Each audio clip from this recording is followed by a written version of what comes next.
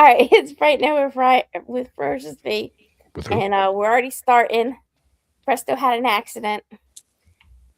With my root beer, not pissing myself. Allegedly. Allegedly. Wife shoved my face in and said, "What did you do?" Sorry.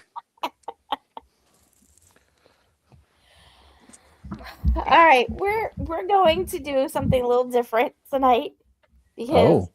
I couldn't figure out a holiday movie for us to do, and it's technically after the holidays anyway.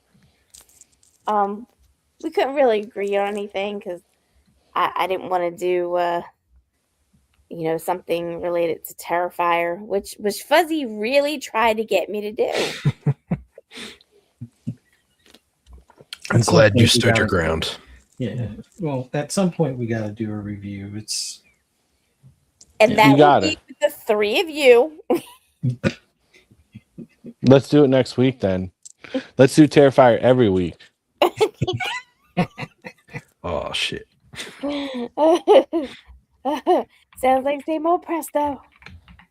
Yeah. I didn't make any of those cheesy resolutions, so here I am.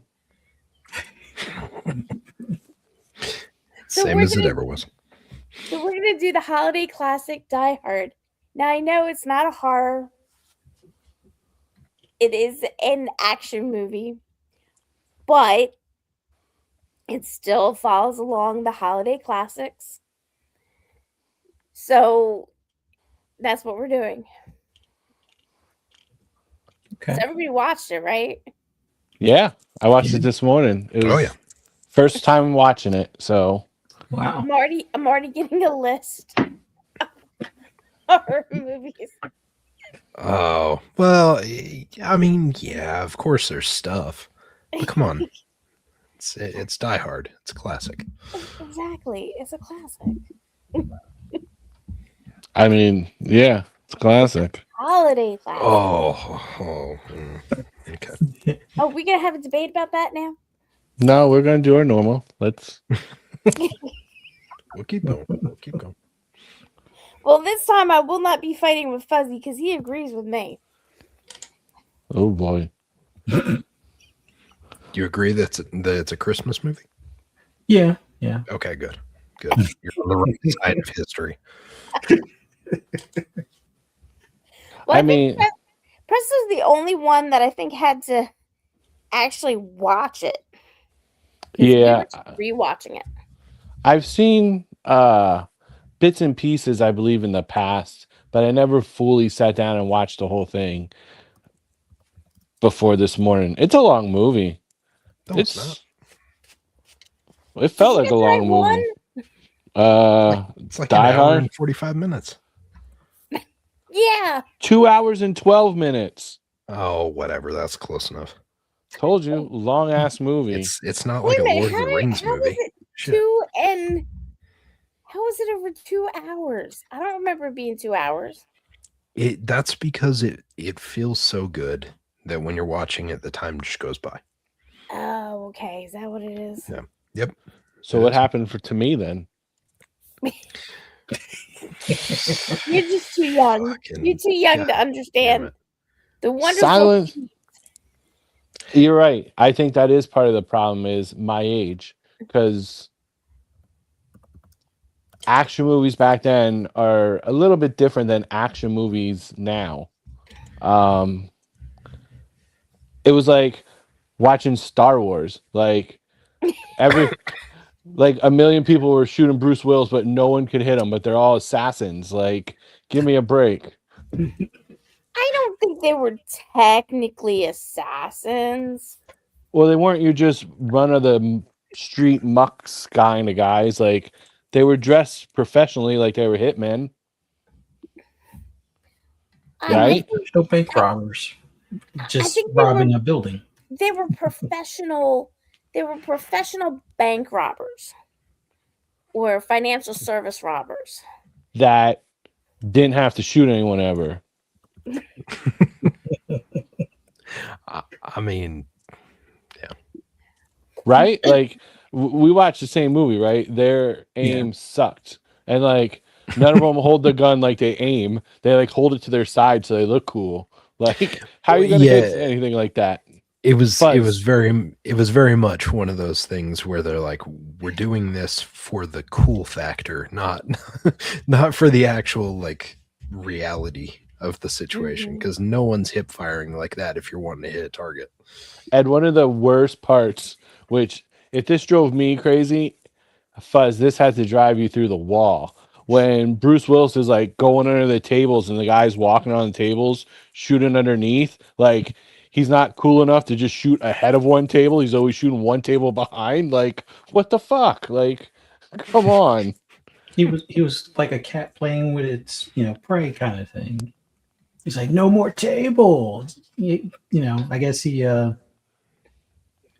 hindsight, yeah, he probably should have shot a little bit better. But yeah, it would have been a very short movie. If they had good aim, this would have been like a 2-minute movie, or well, depending on the cop, he would have probably still taken out at least one or two of them. But yeah, you have to, not I wouldn't say drag things on, but you can't have it where it's like, oh, this is a big action flick that's 15 minutes kind of thing. Type of deal. So Isn't that all movies?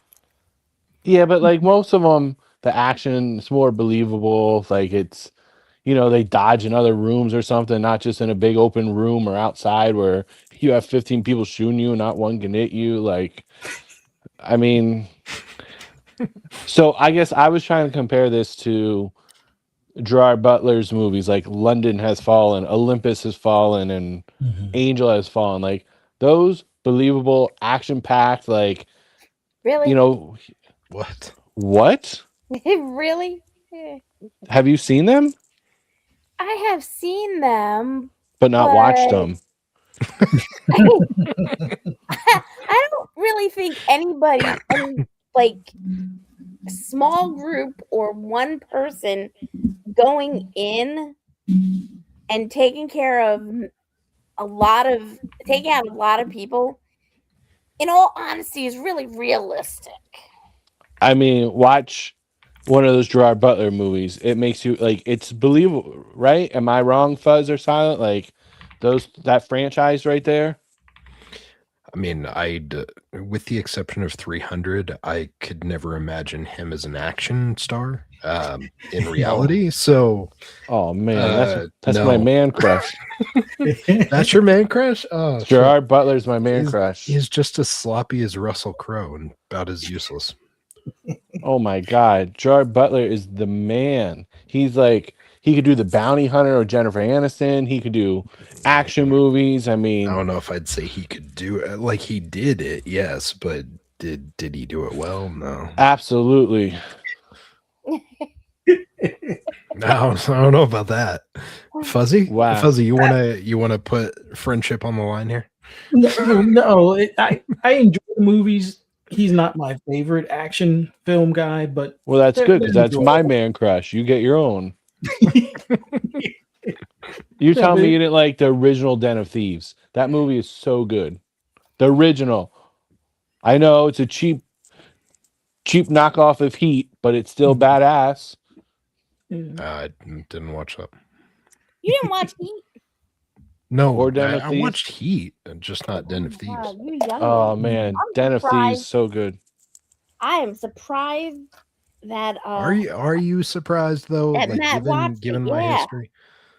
How old is that film? Oh, Matt's okay. I only watched it because the one guy I'm friends with, he's a little older than me, and I was telling him how good Den of Thieves was, and he's like, "Yeah, it's Heat." So then he let me borrow Heat. So that's probably the only reason I watched it. But wow, yeah. Anyways, Interesting. Oh yeah, when I say it's a good movie and it's older, it's like, maybe.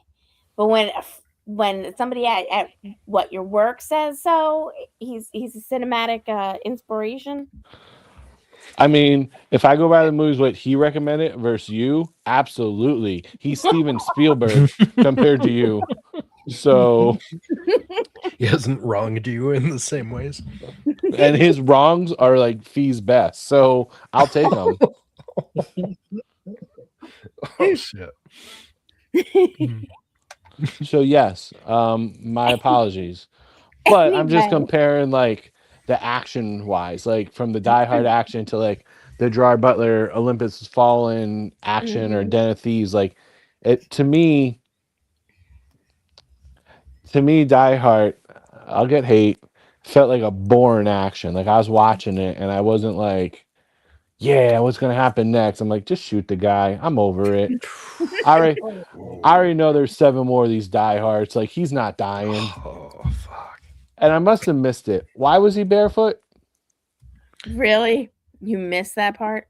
Probably. He took off the shoes because the guy in the airplane told him, like, when you get down, Yeah. put your feet on the carpet and make little fists. He said it'll calm you down, it'll calm your nerves, make you feel better.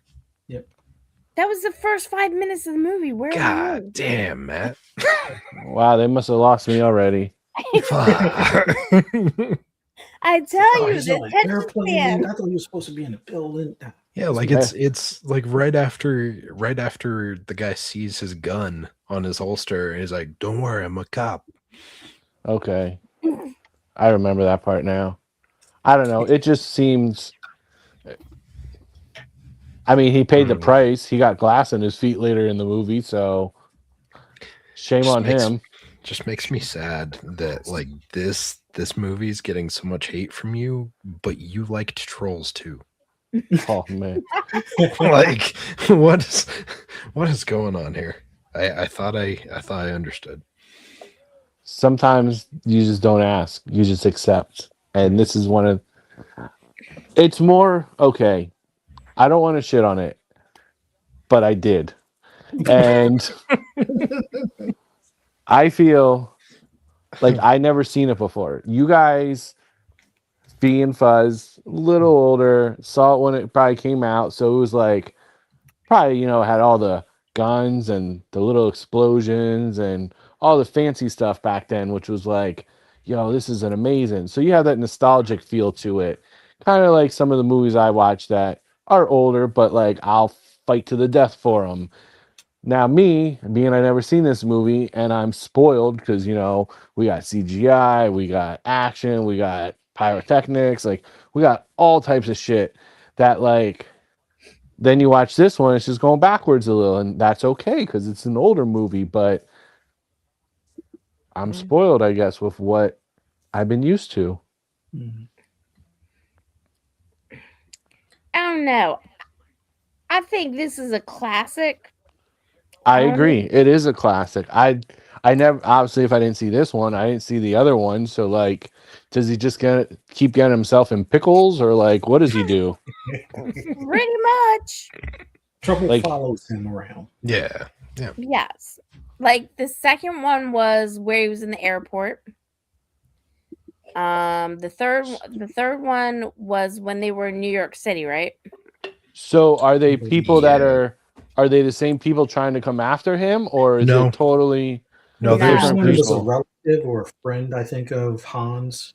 So his brother. So the third one is where his brother comes back, and Samuel Jackson's character winds up getting roped into Hans's brother's scheme to try and take out John McClane. The second one is just kind of like, oh, well, they were in the airport during Christmas. He's back with his wife. And they get caught up in, basically just stuff. Second one had what, that Colonel, I think, right? That was played by Wild Bill Sadler. Mm-hmm. Yeah, okay. Yeah, a lot of people didn't like the second one because the while it had the same kind of feel to it, what was going on, like, people didn't really understand what was going on. Like, why were these terrorists coming to seize the airport? Yeah, it's true. I can't remember for the life of me what the actual plot, like what the reasoning was for that one versus some of the others. Number 3 was more memorable. Yeah. The Colonel had he had been either hit with treason or he like a war crime or something like that. So some of his unit wanted to basically bust him out, kind of deal, because they felt Mhm. it's unjust. Or I can't remember exactly how it played out, but it was basically former military trying to get their former commander out for what they felt was unjust, you know, detention kind of thing. Yeah, and they were also trying to mess up the airport systems to take down some of the flights, and yeah, it was just a messy plot basically. Now, Mm. anybody watch the fourth one?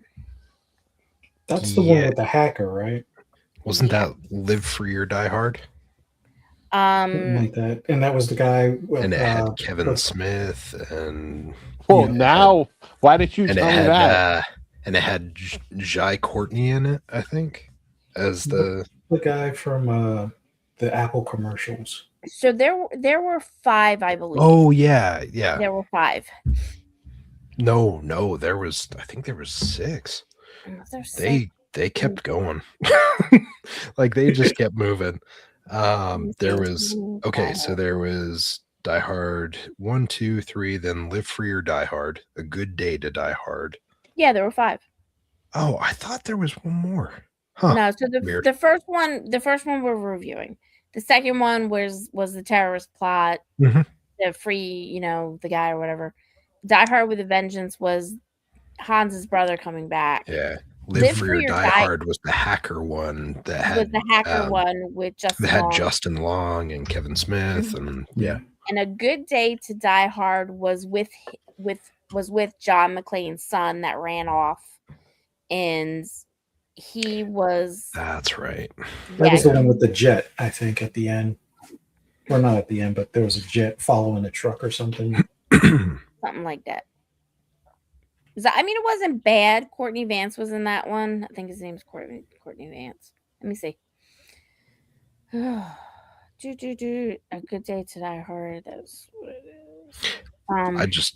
I just want to cite that A Good Day to Die Hard came in at a 5.2, which I'm pretty sure is about double what Trolls 2 was. Yeah, but that's only because you had the big name actors in it. No. No, it's Jay Courtney. That's what it is. Jai Courtney or whatever. Yeah, Jai Courtney. And he went in to do Terminator. Yes. I think shortly after that or right around that time. No, he has some good stuff. He was in Suicide Squad. He was in Divergent. Yeah. Terminator Genesis. You said good stuff and then you said Justice League. I said Suicide Squad. Or sorry, Suicide Squad. My bad, not Justice League. Yeah. It wasn't that bad. Fuzzy. help me out here. What, Suicide Squad? Yeah. It was about as okay as the video game. So Ever. It had its moments. Right? It went to theater. It didn't do great. It went out of theater. People forgot about it. John Cena was in it, so there you go. Okay, well, that's not a glowing recommendation here, but it's a shame when you have movies. There's not a lot, at least I don't think so, but they have such a good cast and then they just shit the bed. Like, on paper, it's just like, how is this even possible? Like, you have so many good people in this that, like, even if you try to make a bad movie, you can't. Like, didn't they do that with the Justice League? Is that what it was? Yeah, Justice League was one too, where they had a gangbuster cast, but they just completely shit the bed. And then they were like, hey, we're going to do the Zack Snyder version because this one wasn't more painful.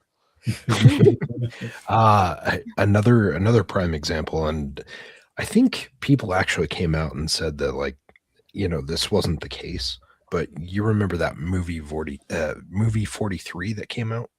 Yeah. Yeah, like that one felt like one of those situations where someone was like, "Oh yeah, I owe a friend, so I got to show up on this." And I No, that think a was few true. people came out and were like, "No, that's not the case," but it felt like it. It So definitely felt like it. so what he did was, so I can't remember which one it was, but he would go around to some of his friends and say, "Hey, can you just do this one spot in this movie? It's not a lot or anything like that." And he would just give them part of the script. He wouldn't let them know what the rest of the movie was about, kind of like what they did on Blair Witch. Smart. And then some of the people were like, "Oh, can you be in my movie and stuff like that? I'm really excited about it. So and so else is in it, and you'll be doing the scene with this person and this person." And they were like, "Oh, well, if I'm doing it with them and they're already signed on, I'll do it, and I only have to do, like, 5 minutes or whatever." That's how he got people to do it, and some people were really mad afterwards. Rightfully so. Like, they wouldn't do any We press for it. They wouldn't talk about it. I think a couple of them even tried to sue to get their names off of it. we may have to do that movie sometime as like a bonus episode or something, because I don't know if I can make it through the whole thing. It's been a little since I watched it, so be interested to see how it aged. yeah, chat. If anyone wants to see us suffer, let us know, and maybe we'll watch that one as like a bonus or something. Yeah. Maybe. But Die Hard. Yeah, so Die Hard is a Christmas movie, but let's go before we get into that. We will discuss the many things, and you should watch all 5, by the way. Mhm. You should watch all 5. They're not bad. Even the last one is not bad. It has a lot of the last one has a lot of explosions and a lot of really, really huge stunts, especially with vehicles.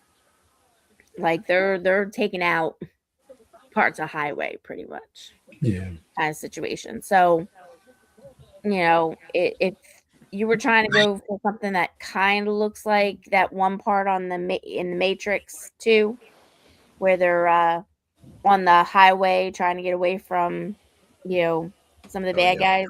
Yeah, they tried to do something similar to that. So now these budgets kept on getting bigger and bigger, by the way. All right. So Die Hard 1 was made on a meager budget of $28 million.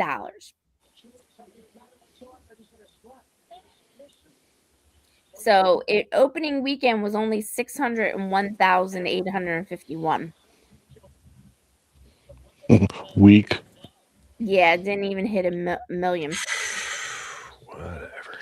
Was Bruce Willis like pretty well known as an actor at this point? Not really. I mean, he had Moonlighting at that point. Like, he didn't do Pulp Fiction yet. No, he didn't do Pulp Fiction. He hadn't done The Sixth Sense. He was still in doing the TV series Moonlighting. Okay, so this makes sense then. So, like, this was kind of his first big role. Oh, yeah. So it wasn't like people were really familiar with the guy yet or anything. Like, nope. It's like an up and comer kind of thing. And then once the other ones came out, yeah, he started getting more and more established. This was his breakout role. Well, that's good. Yeah. So let me see what he did prior. Because, I mean, he did some stuff prior to it.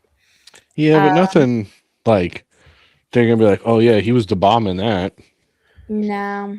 Yeah, like it was all just kind of like it was okay stuff. But well, he did Blind Date.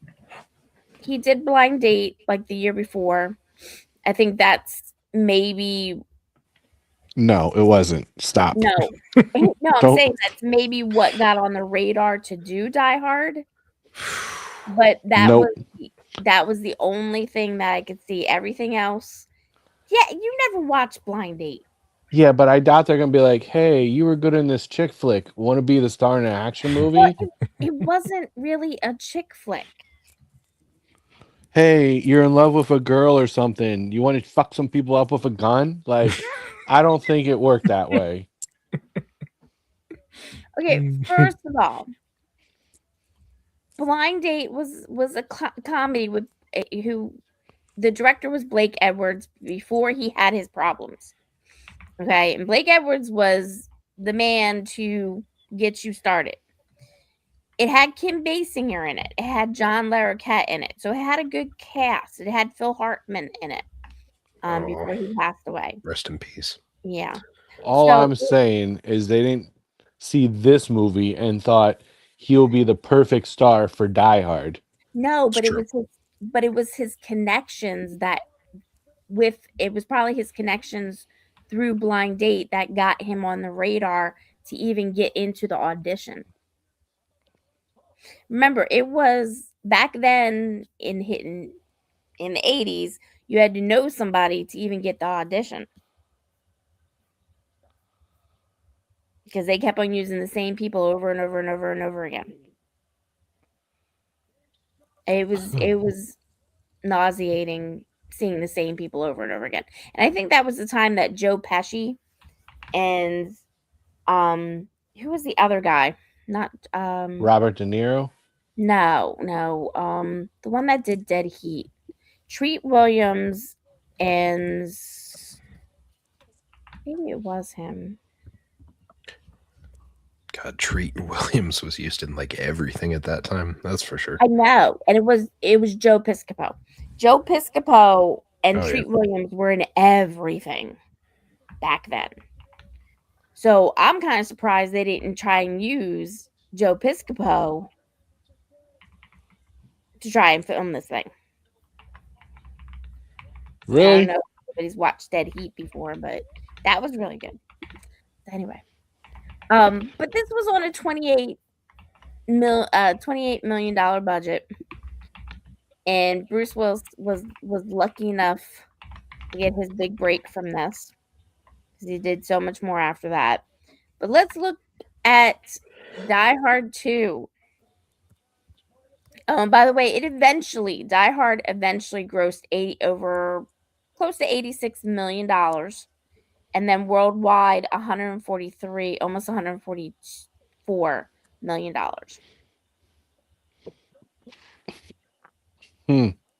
Yeah. I guess it did all right. Yeah. I mean, you consider the sources. Mm-hmm. So then its next budget, which was for the, bad one in the series, that went up to $70 million for the budget. Opening weekend was around 22 million. Gross was 117 million, and worldwide was 240 million. And just for the record, Trolls 2 grossed $10. I don't think this is to date, but $10. Close. $1,263. Oh, okay. So like $5 and a sandwich. Okay. Bro, that was filmed in Utah. Like, you live in Utah. You should be like worshiping that's this like movie. That's like the pockmark on Utah's history. Well, it's not the only one. There's plenty of other ones, but that is definitely up there. Oh, what else do you guys have going for you out there? Oh, so many things. Yeah. So many things. Trolls 2. Anyway. 10 Things I Hate About You happened out here. Don't Look Under the Bed happened out here. Everwood happened. There's so many things. A lot of dramas. That's fitting. Yeah, it really is for Utah. Oh, blow it out your ass. Especially romantic comedies out there, Yeah, but incidentally, the romantic comedies are never based in Utah's history.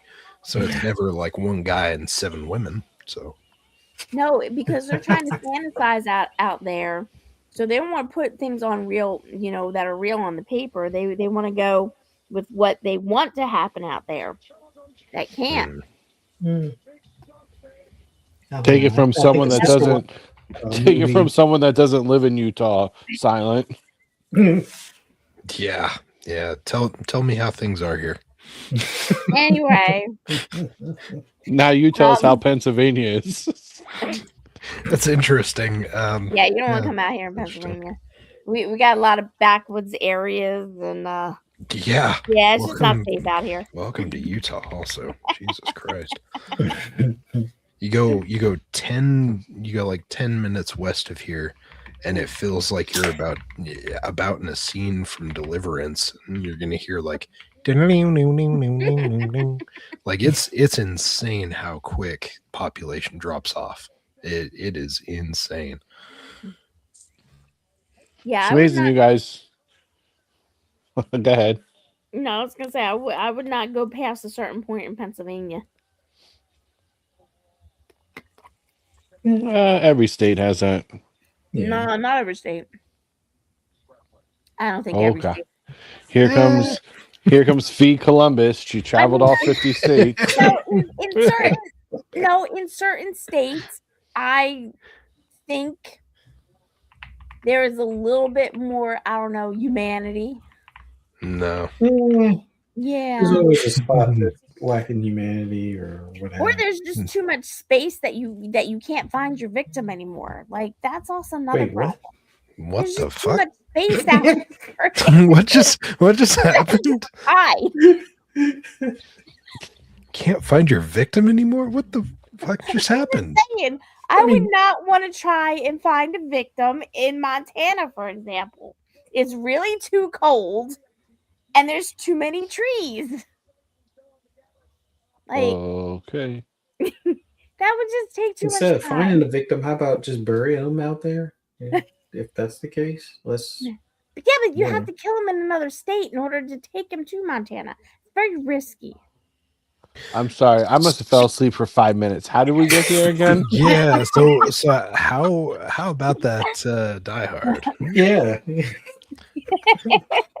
All right, let's get back to Die Hard. So the third one was 90 million.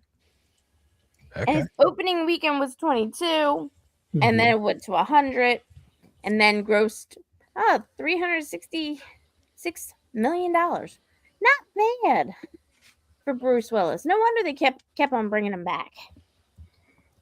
Yeah, I think Samuel L. Jackson helped that one a good bit. Yeah. All right. So the next one, 110 million. They keep on bumping it up by 20 million. Inflation. So this one brought in on the weekend 33 million, then grossed US and Canada 134 million, and then grossed 388 million. So I mean, it is getting bigger and bigger and bigger. The very last one, they went down in the budget, 92 million, but it did open at 25 million. It grossed 67 million, and then worldwide it grossed 304 million. So I mean, still it brought in a lot of money. I wonder what his budgets were for each one. Like if he got paid a shit ton more. Or he probably did. I think he was like a 20 million a movie actor at that point. Do you feel, because I haven't seen the other ones, do you feel Bruce Willis makes this franchise? Like if the third one they decided to go with someone else and either do the same storyline with a different actor or kind of change it up with a different story, or like I don't think Bruce... people will watch it. There's only one actor that at that time that would have probably been able to replace him, but Mel Gibson. I'm glad. Yeah, no. that exactly. That's about the only one that could have, but it would be a different movie at that. Well, didn't Lethal Weapon come out around the same time? Like, yeah, it was like a year before. Another franchise I haven't seen, just for the record. What? What? All right. Oh my good God. Sorry. Wow. Pre-craziness. You did see Terminator though, right? Whoa. Terminator 2 No, is one of my all-time favorite movies. Okay. When I went out to California, I went to Terminator 2 filming locations. Like I was when he's driving the truck over the bridge and crashes off the bridge, I was at this house and this guy comes out, he's just like, "What's up, man?" Like, nothing. He's like, "What are you doing?" I was like, "Oh, they shot Terminator here. I'm taking pictures." He's like, "You're scaring me, man." I was like, "What are you talking about?" And I was like, "Terminator was shot here. You know, Arnold Schwarzenegger." He's like, "Yeah, hold on, I'll be right back." So at this point, I'm like, "Cool, he's getting a gun from his house. This is gonna second day in California. My day is shot, like legit." And I was like, "Hey, man, I'm from Pennsylvania. Like, I really like Terminator. You know, Arnold Schwarzenegger was shot here." He's like, "Well, you should ask for the neighbor's permission." I was just like, "Is this an alleyway or like private property?" It's like an alley. I was like, "I don't need to ask to walk down an alley." And he's like, "I gotta go. I have a job interview." I was like, "I didn't stop you." Like, so yeah, I risked my life for Terminator 2, bro. And then when I met Robert Patrick, the T1000, I told him my story, and he's like, "What the fuck is wrong with that guy?" And then he gave me shit because I didn't visit his Harley bike shop out in LA. Uh-oh. And I have the Terminator 2 arcade machine at my house. Wait, you do? Yeah. So that's the oh shit. The one Okay. with the gun. I actually, yeah, the light up part up top that says Terminator, I took that off and I had Robert Patrick and Edward Furlong sign it. Nice. That's Yeah. awesome. I'll have to send you videos of it. The kids love playing it when they come over. Dude, that's an awesome piece to have down there. Yeah. My wife didn't believe me when I told her I ordered it, and then when it got delivered and I was at work, she's like, "You motherfucker." It's like, I told you.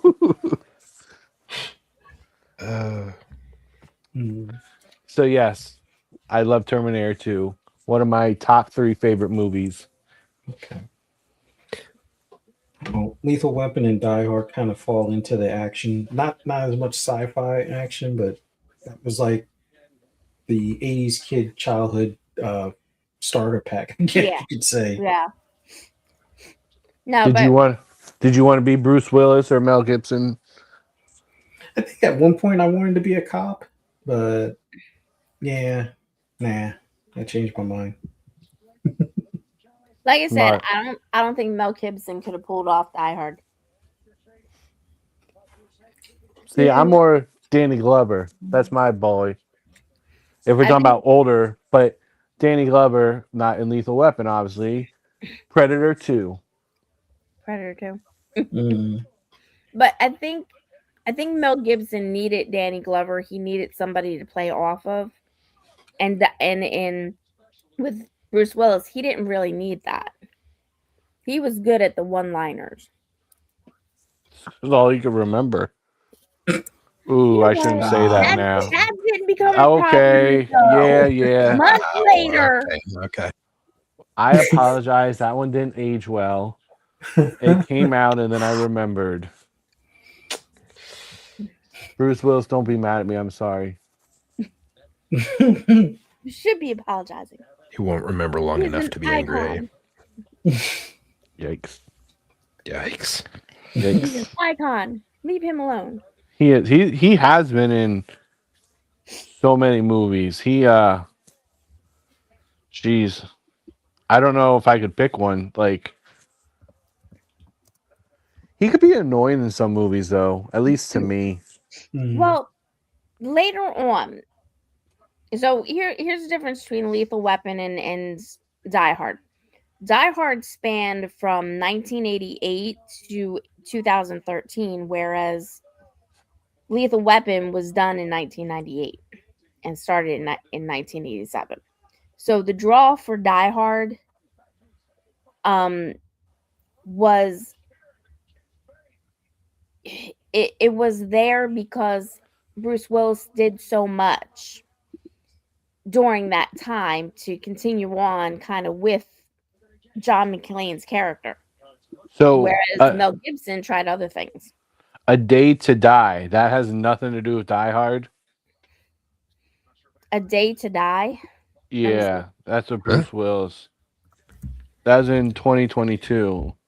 A Day to Die. No, I don't think that's No, See, he Day does so to many Die. like that. Hard Kill, Survive the Night, like so many that are close to that, but they're not that. Exactly. He kept John McClane's character going, just in different ways. The thing is that with Mel Gibson, he didn't do that. Once Lethal Weapon was over, he went on to something different. He's been in The Patriot. He's been in a lot of historical stuff, writing as well, and directing that stuff.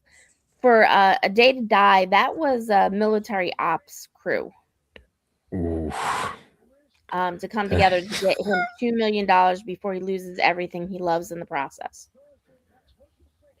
Ooh, that So one looks like a gem. See, I feel, but I think Bruce Willis is a guy I'd rather hang out with than Mel Gibson. Like Mel Gibson, people say he's a dick and stuff. Like he just seems like he seems like he's better than everyone else. I mean, a lot of folks said the same with Bruce Willis as well. Yeah. It's one of those things, like you hear enough stories over time, you're like, oh shit, okay, maybe I don't actually want to ever meet that person. Like, they're great on film, but just like Chevy Chase, like I don't want to meet him in person because I don't want to sully that memory. So I met Chevy Chase once, and actually twice in the same day, and I luckily had a good experience. Nice. The guy before me had like 3 things to get signed, which I didn't even think were bad. And he was like giving the guy shit, saying he's a flipper and he's just gonna sell this and like all this stuff. So I was just like, cool, this is setting the mood properly. But then like I just had elbow surgery like a week before, so I probably shouldn't have been here, but I was. And he asked what happened and stuff, and then we took a picture, and he's like, "Oh, that was my best smile all day. You're lucky you got it," and stuff. And like, it was cool. I had a nice little interaction. But then like afterwards, someone he knew, I think his daughter or something, came to visit him, and like someone was waiting at his table, and he was just talking for like 10 minutes to this other, I guess, his daughter, and it was just like, okay, this is awkward. Like, so yeah, unfortunately, I hear a lot that he's a dick and not a good person, and as I had a good interaction, so unfortunately, a lot of people don't. Yeah.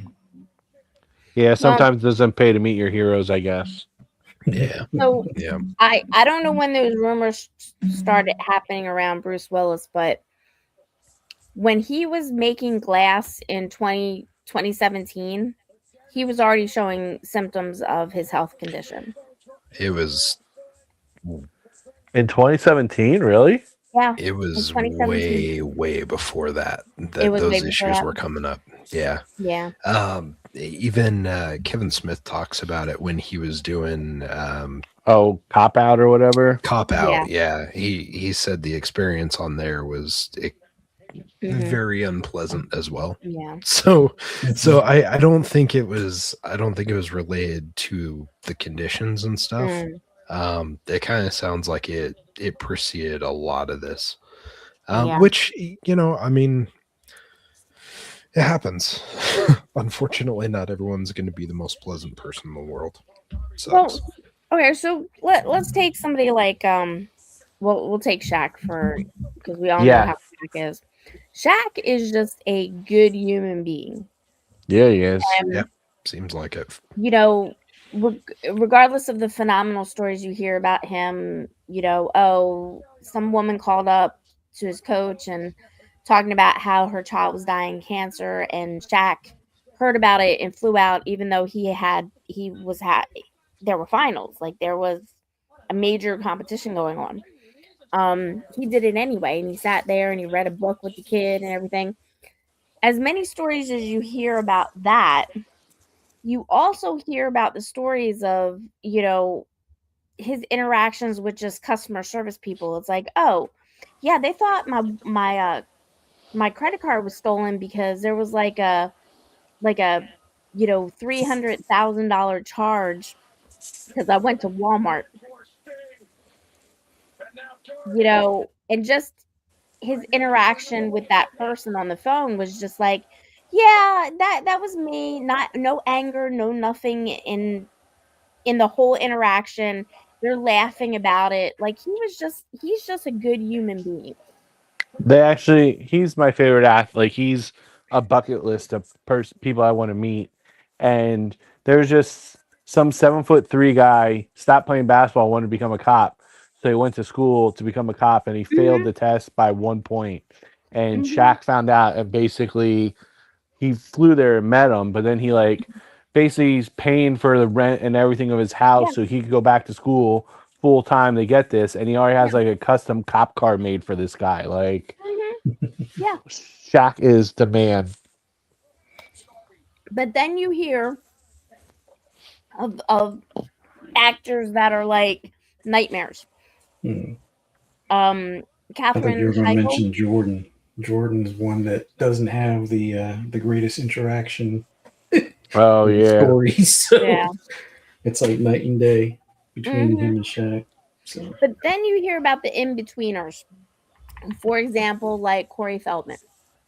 Corey Feldman, That's my buddy. Uh, yeah, Corey Feldman, not all men he gives good interactions with.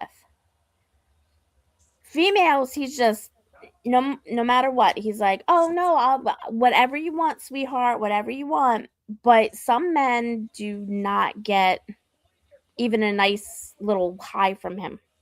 They get complaint after complaint. Oh, well, I have to put my name, your name on it because you're just gonna sell it and otherwise and all this other stuff. Well, he does do a thing where I think he charges $80 for an autograph with your name on it. Hmm. But because he thinks you're gonna flip it, if you want something without two fee, whatever, it's Hmm. $160. So, Hmm. and Yeah. it's a shame because I met him twice, and I had him sign a Ninja Turtles poster, and he was the voice of Donatello in the original one, in case no one Hmm. knows.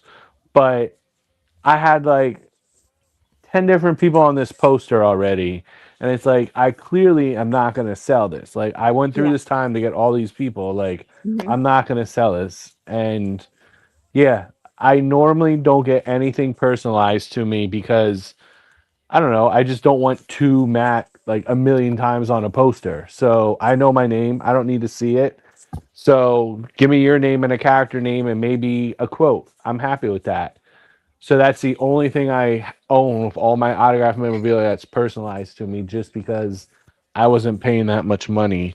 Now, two different times I met him, he was nice. He's out there. Um, when I met him the first time, we talked about Gremlins a little. We talked a little about Ninja Turtles, but later that night, someone tried stealing all of his photos on his table. They weren't even autographed. They were just trying to steal all of his photos. For what? Or sorry, that was the night before I met him. So when I met him, in between when meeting him, the security guy came up and was like, "Hey, that guy got arrested, but he got out of jail. He's staying here." And Corey was throwing a little tantrum about it. But then Hmm. the second time I met him, I brought that interaction up, and he's like, he was more cool, laid back about it, telling me about the guy and Hmm. who else he screwed over, and the guy screwed over that was trying to steal these photos. And yeah, I mean, as you see in the news, he has his ups and downs where, he'll just randomly make some accusation about, uh, who was from Lost Boys, Corey Haim, or the one that passed. He made some Yeah. crazy thing about him. Yeah. Like, Well, that was his best friend. but yeah, what are you gaining from that? Like, he passed away how long ago, and you're just coming out of nowhere and saying this? Like, Yeah. Well, I don't know what was said or whatever, but he had at one point, they both lived together with Corey Feldman's wife. well, he said he was drunk and got raped by him or something. yeah, Like, yeah, it was it Well, pretty was, gross. It was pretty gross. And, And it that was- was like just a couple weeks ago. Yeah, it was like very like So- out of the blue. So I don't know what's going on with Corey Feldman. All I know is that there were a lot of things that came up eventually in the Me Too movement where Terry Crews came out, and then everybody was like, "Oh, well, maybe Corey Feldman wasn't making something up." So I just think that he's still kind of, a little out there from all of what happened in Hollywood when he came up. And that's what I think my point is that sometimes their reactions and what happens and how they react to their fans is based on their trauma. Now, I'm not saying that's what happened with Bruce Willis, but I'm just saying. And then some people just can't handle having that many fans. Remember, Bruce Willis went from being recognized to being known. Like everybody wanted a picture, everybody wanted to know everything about him. Everybody was like showing up outside of his house trying to get an autograph and, bothering him on the street when he's eating in a restaurant, like literally overnight. So I can kind of see how that could have been a problem for him. It's hard though because I feel like when you're a celebrity, I guess you kind of sign up for this. Like, I mean, you're getting paid how many millions and stuff. Like, if you're not popular, you're not gonna be more movies. So, like, you kind of have the fans to thank for it. I guess now, I guess back then they probably had them too, but now you have conventions, so you can meet these people if they sign up for them and uh, have your little one-on-one time. And unfortunately, well, there's still rules. Like, they're out in public. If they're eating with family, like, you don't bother them. Like, at Well, least some people understand that. No, well, and there are a good number of people that do understand that, but then there are some people that don't. I mean, look at what happened to Norman Reedus. He's at a Walker Stalker convention and he gets bit by a fan.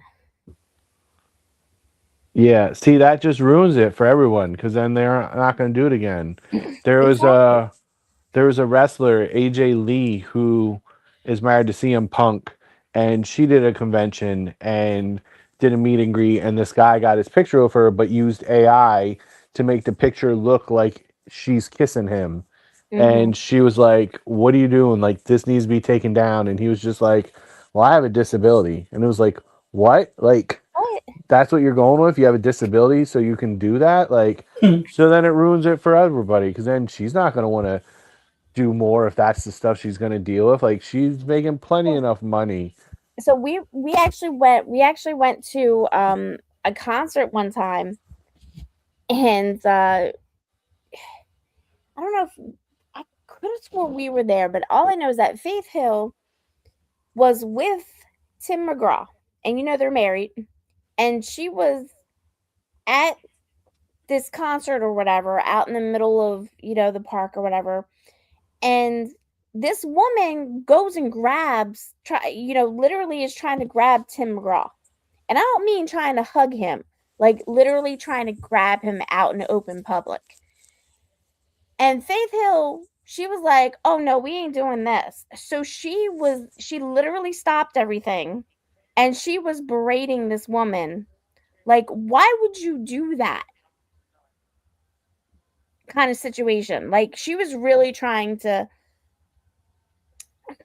call her out. This woman Well, was embarrassed, and I'm sure she was embarrassed after that. But in all due respect, that fan should have been like, why would you do that to a grown man out in the middle of a concert? they feel entitled. Some people just feel entitled and they have the right to do stuff, or I But don't that's know. but I think that's where some of the celebrities are like, you're not entitled to anything except for the movie that I make. And that's if you pay for it. Pay for a ticket or whatever. But you don't have a right to interact with me in my daily life. And some are like that. And I kind of don't blame them, especially the ones that experience stalking and stuff like that. I look It's at it as actually like pretty they're like nasty. regular people. Like Yeah. we've all come across people that are introverts and some Hmm. that are extroverts. So it's like you're going to get a mixed bag depending on the celebrity, and then like you said, their encounters, their trauma, or stalkers involved and stuff can definitely reshape things. So yeah, it I mean, I, I could imagine Fuzzy. Fuzzy would, if Fuzzy's recognized out in public, he's fine right now. But I could see him not wanting to leave the house any more than he does now. Not wanting to leave the house ever again if random people started recognizing him on the street like every few minutes. I could not see Fuzzy dealing with that well. I think the only issue I would have is if they randomly show up at the house. That would be a different thing. You're like, where's my private gate? Somebody's got to make me a private gate. I can imagine that.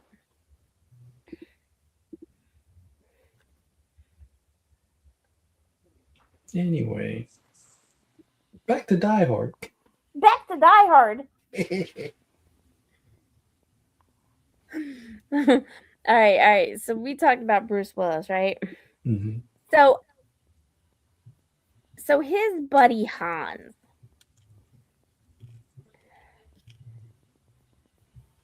So with Die Hard, if I can get this back here.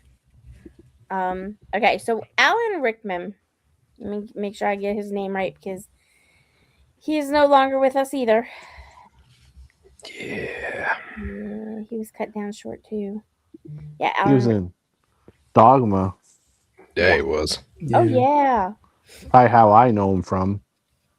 Well, I mean, he's been in a lot of stuff. So he was let me get Oh well, he was in Harry Potter's and Yep, Severus well, yeah, Snape. he's definitely in the Harry Potters, but for the older movies, like he started in 1978, but didn't get his break until Die Hard. So he did a lot of theater and stuff like that prior. But he really wasn't in much. Once Die Hard came around, which he had gone for a different movie. I gotta find out what it is. I can't remember it. But after that, he started getting some good stuff, and he got the January Man. That was big at the time. Quickly Down Under, Robin Hood, Dogma. Dogma. Mm-hmm.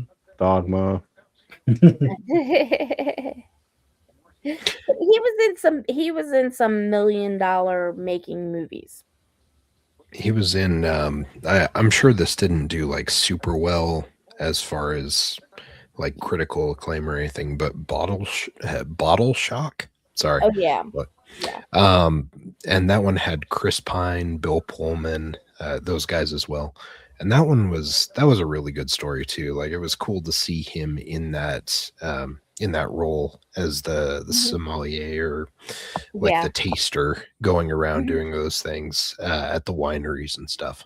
Thought that was kind of a cool character for him to attack. And he was also in Sweeney Todd, which was really good.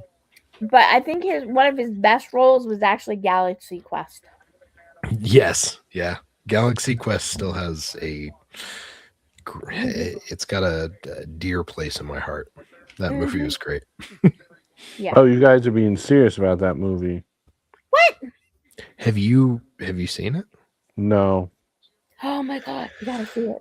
Justin Long's in it. Damn it. Justin Long's in it. Come on, you know you like movies. Is this the one with Tim Allen? Yeah. Yes. Yeah. And you guys are being serious about this movie? Yeah. It was great. Tim Allen did not make the movie, okay? No. Dude, it had so many people in it. It was great. Yeah. Uh-huh. That was a great movie. That was one of the ones that my dad really enjoyed when he was around. And So we'd watch that one, I think, like once every year or two, and that was always a good time. It was a good movie. Kind of You a should nice try it. spoof of Star Trek. Yeah. I can sense that that Presto doesn't like Tim Allen. Presto doesn't like good movies. We're I finding. didn't say I didn't like Tim Allen. Okay, it just sounded Okay. like it. No, it was Alright. more about Galaxy Quest. Oh, dude, Galaxy Quest's great. Are you a Trekkie or into Star Wars more? Or neither? Neither. If I had to pick, it'd be Star Wars. Okay. Yeah, but you. That's yeah, fair. but But it's that doesn't. for- I know, but it's for people. It's for people that aren't really into that either. That's why you can kind of understand the Yeah. characters a little bit better. Mhm. Exactly. Yeah, like there's plenty of that like fanboy bashing that Mhm. occurs in that film as well. Like it's very much tailored to like the structure feels very much like a Star Trek ripoff. But the whole thing is like the story about these actors playing these characters in the Star Trek ripoff, and it's really good. Like it's a fun movie. I think you would actually really enjoy it. Okay. So I'll don't give be it a a dick. shot. Yeah, I mean it is worth it to see it. Yeah. No hate. I remember seeing it a while ago, so I thought it was a kid's movie. No. I mean it is family friendly. Yeah. I mean, Yeah. there's plenty of stuff to be had for an adult. It's not like it's only like kid focused, but Mm-hmm. it was good. Okay, Morris, you're gonna have to get down, baby. Anyways, Well, he's on my computer. He's trying to get my brand plates. oh no, I was just saying anyways Which I in shouldn't be regards to feeding him. Galaxy Quest. Oh, okay. Well, I shouldn't be feeding my cat brand flakes either. No, Don't feed him you, bran flakes. Please don't. you should make sure that you feed him corrugated bran puffs. That's what you should feed him. If you're gonna feed him anything, that's the thing. My cat's attacking me for brand flakes. That's an old ass cat. If that cat is into fucking bran flakes, my goodness. He's into anything. He's on his last legs right now. So. Oh, poor cat. He's like, I just need some good fiber right now. God damn it. Wow, this went to a weird place. Hey, speaking of old people, Die Hard. So anyway, Die Hard. So we never even got to first impressions after Presto's rant. I mean, that was a pretty solid first impression opener. I feel like that put all of us into our feels a little bit. I tried. You did it. I just got so excited. Yeah, so excited that you spilled your root beer all over the carpet. Yeah, it happens. It does. It does. Getting old sucks. That it does. All right, who else is doing first impressions besides Presto? I'll go. There's a pop movie and a Christmas movie. It was a bit wilder than I was expecting. Like I figured it was going to be more of like kind of like Lethal Weapon, like when it first came out, like back in the day. But yeah, it wound up being its own good action flick overall. But yeah, I was expecting more of like a good cop, bad cop or something like that, because I don't think I watched the trailers before seeing it in the movie kind of thing. So I figured the guy from, what was it? Is it Family Matters? I figured it was going to be one of those kind of things, but yeah, it Yeah. definitely kind of surprised me when I first saw it. Wound up being a lot more entertaining than I anticipated. What about you, Cypher? Yeah, you know, okay. We're gonna have story time real quick, and you get to laugh at me for being an idiot. Because when I first came across this movie as a very young child, it was when I saw it in Kmart. I saw it, I think it was when it first came to DVD, and I was like, "Oh, this looks interesting." But when I saw the information on the cover, it said 40 stories of terror, I think, or like 40 stories of adventure. Mhm. And when I saw that, being as I was like, I don't know, I was like probably 7 or 8 when I saw that. I was like, oh no, it's like a mini series, or it's a whole bunch of like different like stories, like mini episodes and stuff. No, I don't want to watch that shit. And so I never bothered with it when I was a kid because I was a dumb kid and I misunderstood what they were going with. I didn't understand they were referring to 40 stories of a building, not 40 separate stories. Um, so I felt like a real dumbass when that finally dawned on me later on in life when I saw it. I think it was like when I got to my teens. I saw it and I was like, "Oh, I was a dumb fucking kid." Um, but you know, I saw this and it looked interesting to me. This was probably, I want to say probably my first Bruce Willis experience back when I was a kid. I don't think I'd watched any of his other stuff by this point. So going into this movie, even back then, and then like returning to it now, I forget some of the different beats. I forget some of the comedy that's injected into it. Um, it's just, yeah, I don't know. It had a cool feel to it. A very much like that late '80s, mid '90s type of feel of like the good guy, bad guy thing, like what you were mentioning. Um, but there's so much that happens in the movie that I didn't necessarily expect. Um, and the characters were they seemed interesting in the trailer, but I feel like the trailer went a different direction with this movie. And then when you actually watch it, you see a lot more character development than what they were hinting at.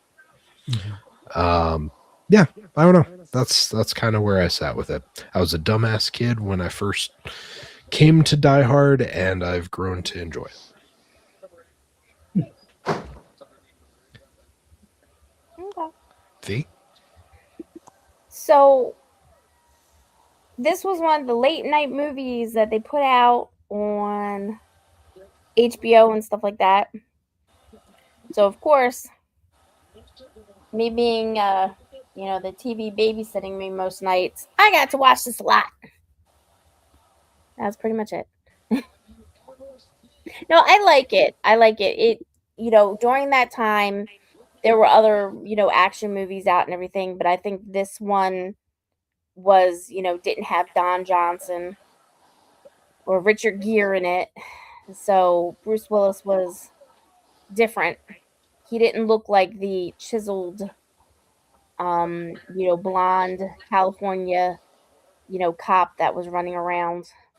So Don Johnson, Richard Dean Anderson, who played MacGyver, and Richard Gere were slated to play this, but they turned it down. Bruce Willis got $5 million. That was pretty big back then. Especially coming off of Moonlighting. Yeah, 5 million. Actually, they put Bruce Willis on the promo posters, Right. because they didn't want, fans. They originally put him on there, and then they took him off because they didn't want non-Willis fans to Non-Willis. The believers. Yeah. So they were trying to go with somebody that really didn't have much of a name. Just to see what would happen. Worked So, out. Yeah, it did work out. Definitely worked out for him. I'm still trying to find that. Oh, and Charles Bronson. Could you imagine Charles Oh Bronson? Jesus. No. That would have been an interesting change. Huh. Yeah. Yeah, that Would I he think have he would've actually moved been too slow McLean, for it, or yeah. would he have been? Well, I guess he wouldn't have been Hans because he wasn't German. But would he have actually been McLean? That was what he they would were have been aiming for. McLean. The person that was so if Mhm. Alan Rickman hadn't have played it, Sam Neill would have. Oh, okay. Okay. Yeah, Sam Neill was slated to play him, but I guess he's like, nah, I'll go for a different direction. Hmm. I mean, he's good and stuff, but having that kind of accent, from a British actor, I think it worked well. Yeah. Yeah. So, oh, this was based on a film. I mean, based on a book. Nothing Lasts Forever. I had no idea. And Clint Eastwood actually owned the rights to the novel. God, he's got his hands on like everything. Mm-hmm. Yep.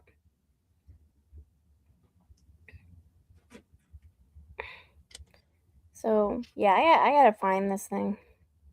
I'll find it a different way. But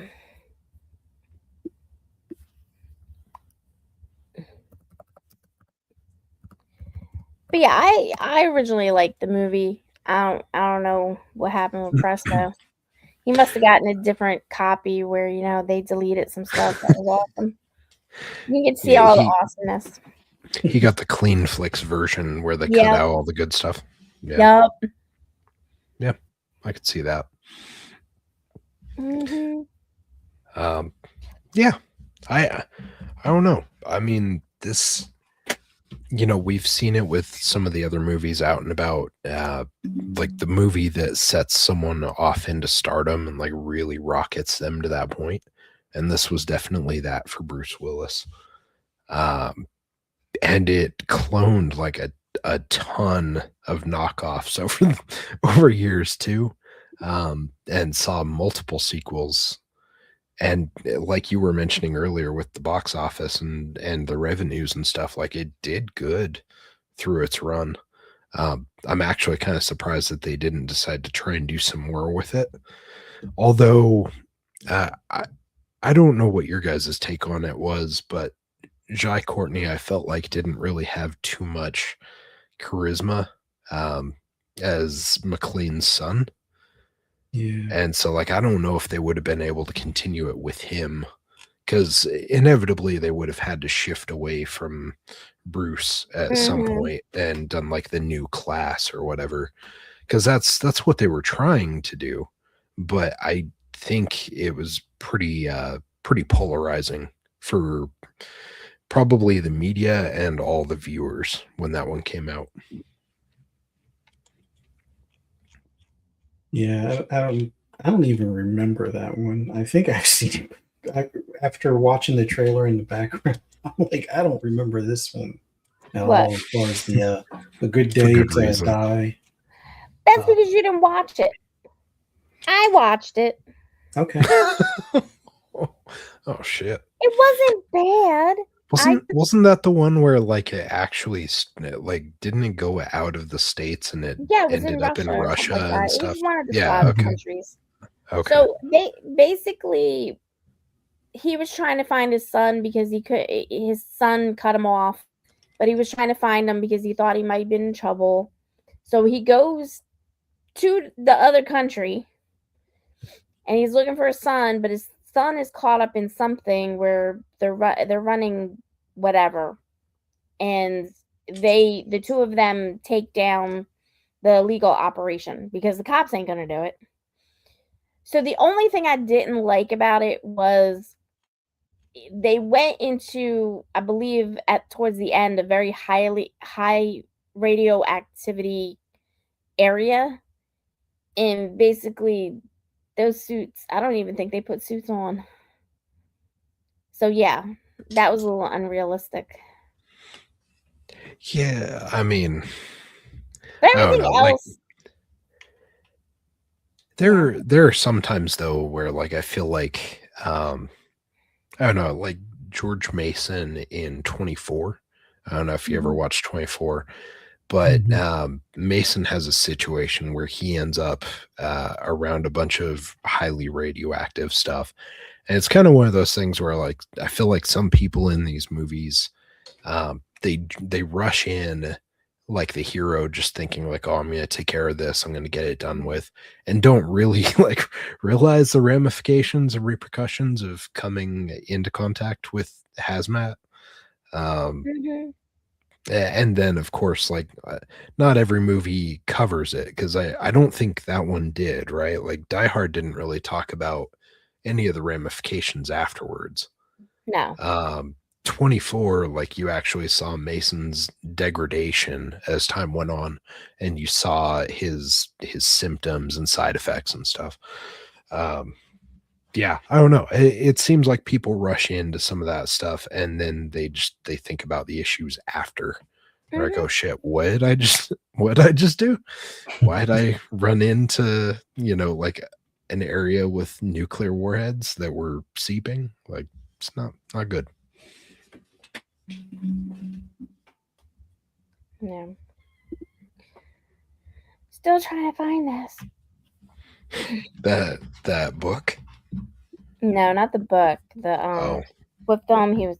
It was a good film, and he didn't get it, and he should have got it, but he got Die Hard instead. I mean, it worked out. Yeah, Yeah. It did. it does make you wonder sometimes, because we've seen it with other actors too, right? Where it's like it felt like they were on a trajectory, Mhm. and then they took a certain movie or something, and then it felt like they basically just got like blacklisted for eternity. Well, yeah, I've seen that happen. But with Alan Rickman, this was actually his first film ever. He had done theater and he had done some TV spots, but he never actually did a full-on film. And this was his first one, but he had been trying out for something else. And then 2 days after he got to Los Angeles, they're like, "Hey, you want to be Hans Gruber?" And he's like, "Sure." I mean, I want the other part, but sure, I'll be Hans Gruber. What am I doing? Yippee Kind of like a ki conversation. Yippee cowboy. Uh-huh. Yeah, I think it was good just in the fact that like because it was so new to him, Mhm. I think it played well to the character, especially given the fact that they're caught so flat-footed by the idea of this police officer, like this rogue entity that suddenly comes out of nowhere and throws a wrench like in the works as they're trying to do this. And they're like they're super confident about everything, and it feels like his inexperience, maybe like in front of an actual Hollywood camera, pays off well, because it feels better when you watch him on the movie, because he just seems so like caught out of sorts and Mhm. just like frustrated and aggravated, like as to how this could have happened. um I don't know, it played well to his character, the fact that he was as new as he was, because it plays, I don't know, like it seemed like he did a really good job with it at just making it feel sincere, Yeah. that they had something come up that he wasn't expecting, and it doesn't feel like it was just a role. Like he did a good job at making it feel more personalized for the character. Mhm. I don't know. That's just my thought.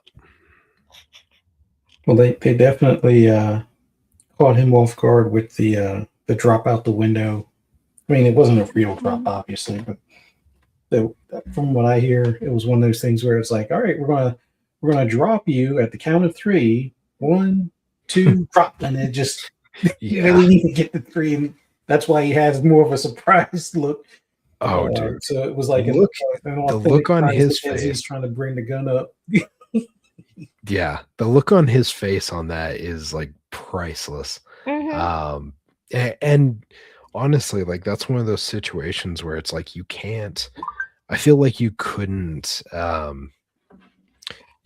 let someone know exactly when and get the exact response that you're hoping for. You almost have to be like, yeah, we're going to totally drop you on 3. And then like as you get to 2, you drop them, because otherwise like they're expecting it and it just doesn't come off as sincere, as a shock that like they're falling from this location. Yeah, I don't know. That's that's good to hear, and it definitely shows in his face.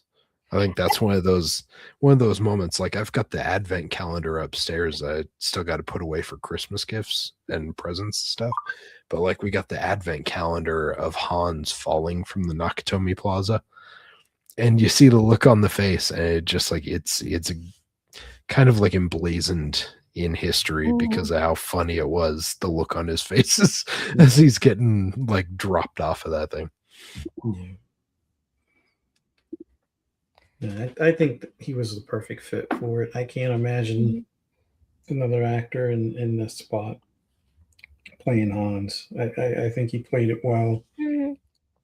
The accent, he kind of nailed it, and then was able to switch once he came across Bruce in the building when he was trying to check on his detonators and stuff. But yeah, they picked a good cast overall, I think.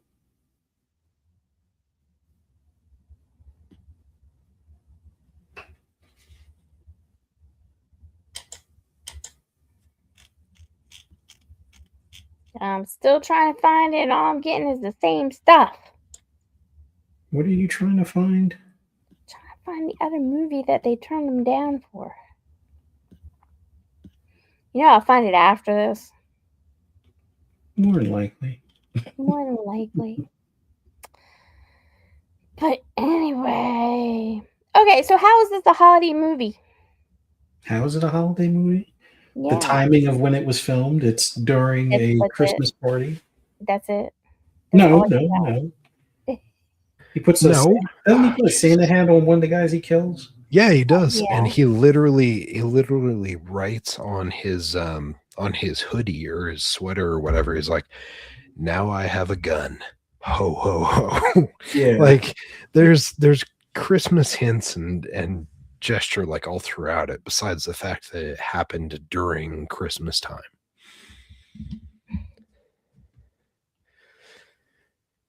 So there. And It's a Christmas movie. They play Run DMC's Christmas song. Yeah. And Yep. There's other Christmas songs playing. It's a Christmas party before the hijacking of the building, which didn't know you could hijack a building, but yeah. I found the movie What that was he's it? supposed to be in. Dangerous Liaisons. I have no idea what that You've is. never seen Dangerous Liaisons. Let me see. Hold on.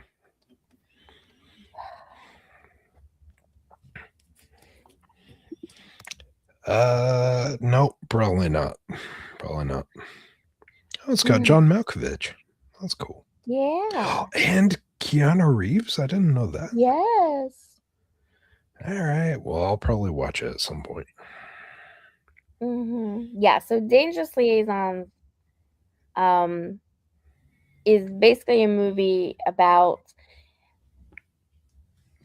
this older woman and an older gentleman. They like to make wagers, and they're pretty cruel. It's kind of like Cruel Intentions. I think Cruel Intentions was based off of the Dangerous Liaisons.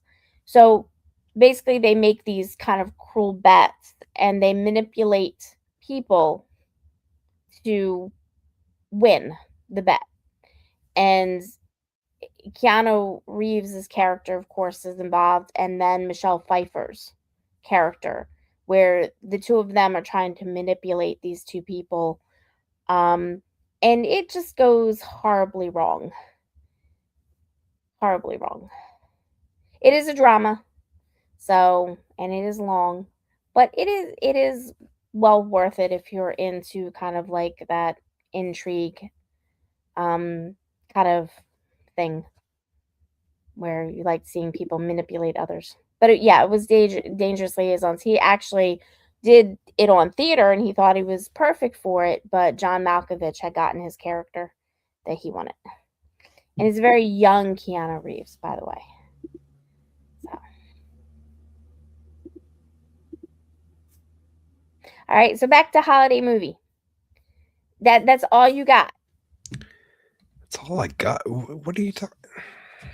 All that you got is that because of the timing and stuff. I mean, it feels like it's a movie filmed during the holidays, and it makes sense since the Christmas party. I mean, yes, it's California, so there's no snow, but yeah, like a holiday movie. Christmas happens everywhere. Not just because it's in California and it doesn't look like Christmas doesn't mean that it's not Christmas.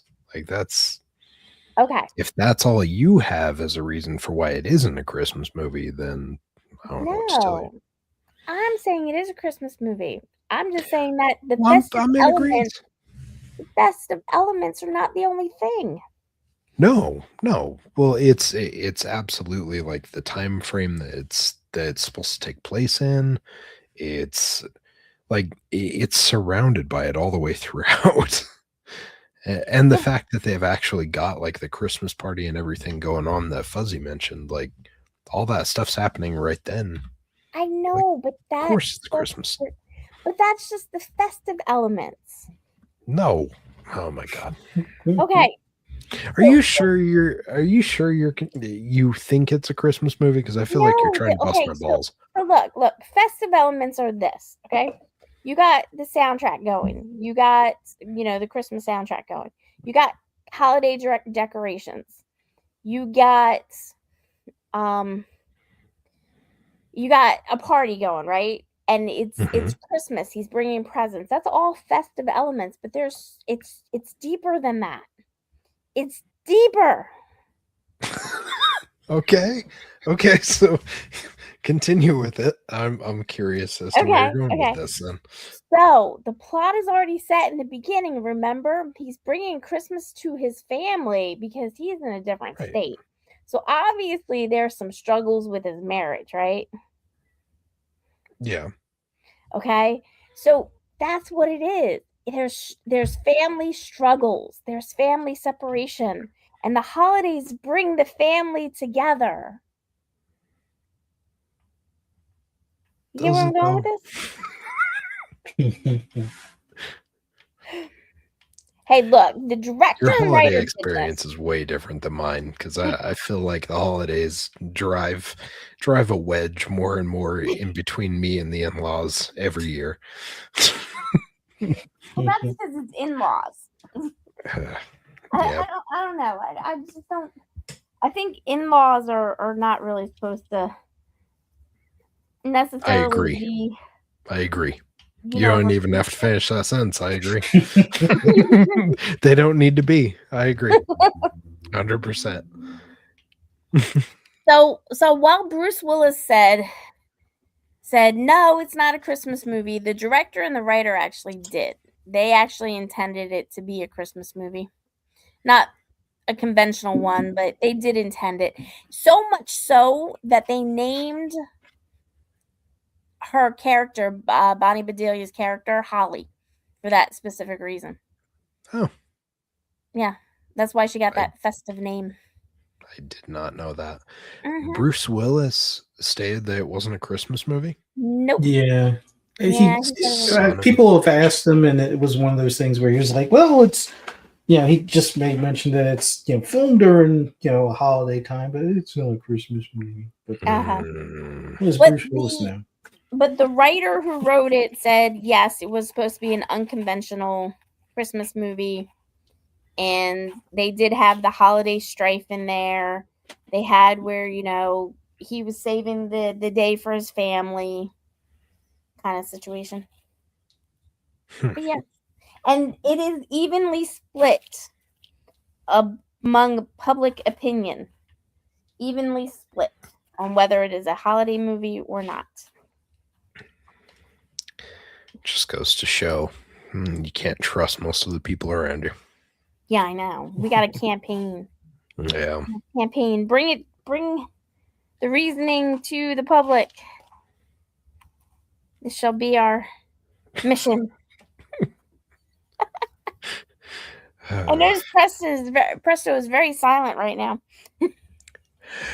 Yeah, he had to bounce. dip out. I think he had some pet issues. Okay. Yeah. So I'm going to message him, the though, and see baby. if he'll give me what his score was so we can touch on that.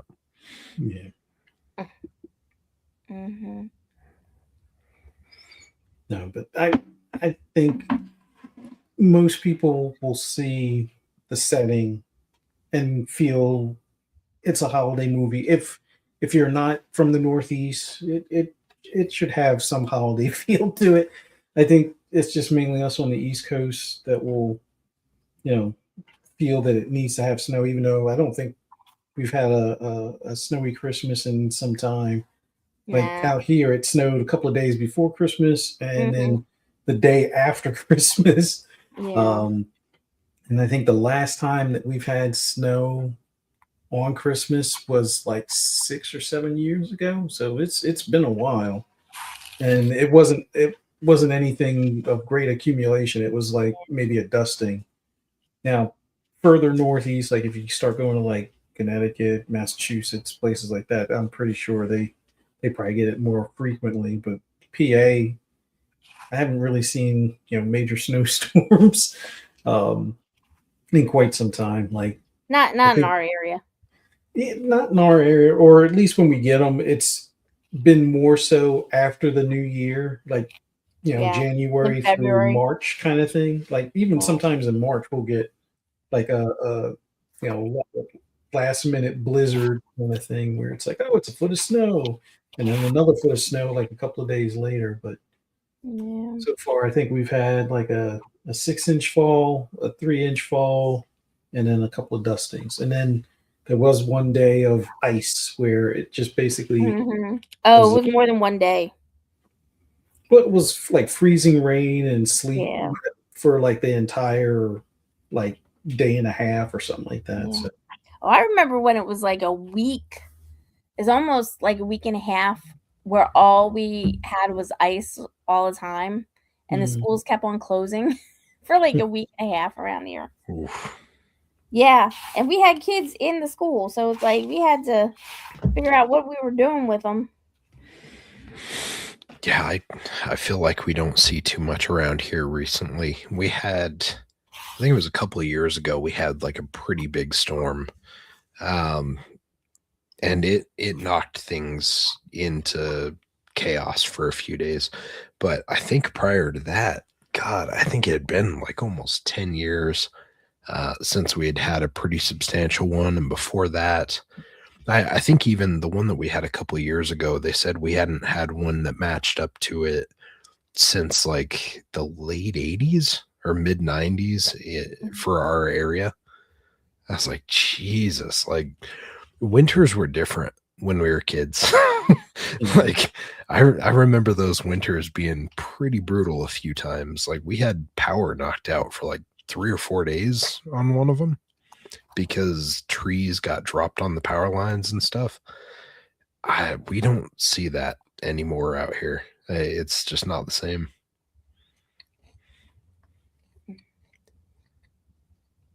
yeah, but I think if they had had snow in this, then there would probably be no doubt that it's a Christmas movie. Yeah. Mhm. But I guess there's a lot of people that expect it to be more of a lighthearted family movie and not have stuff blowing up and helicopters crashing and FBI agents, dying in explosions and stuff, or terrorists taking over a building and shooting up the place and shooting the owner of the building. I I guess I could see how some people are like, "Oh, that's not very Christmassy," kind of thing. But from a movie standpoint, it's a good popcorn action flick that is during the holidays, and for me, it's always been on like the playlist for the holidays. So Hmm. Yeah, if you want one of those feel good family movies, like the TLC channel exists. If if you want a Christmas movie that's got a little grit like that, that's very much this. yeah, no, I don't care for the TLC or No, like the Hallmark. Oh my god, those are the oh ones I god, can't watch for the dude, they're holidays. so bad. Like there's like 50 different Rob Lowe Christmas movies. Hmm. I just like, dude, I I get that, like, they're paying you, but I don't feel like they're paying you enough to be in that many of those things. Like that Well, stuff is horrid. Oh, here's the thing. So Bruce Campbell, I know, I think I mentioned this before, but Bruce Campbell, we went to one of his shows or whatever when he was doing that trivia game, and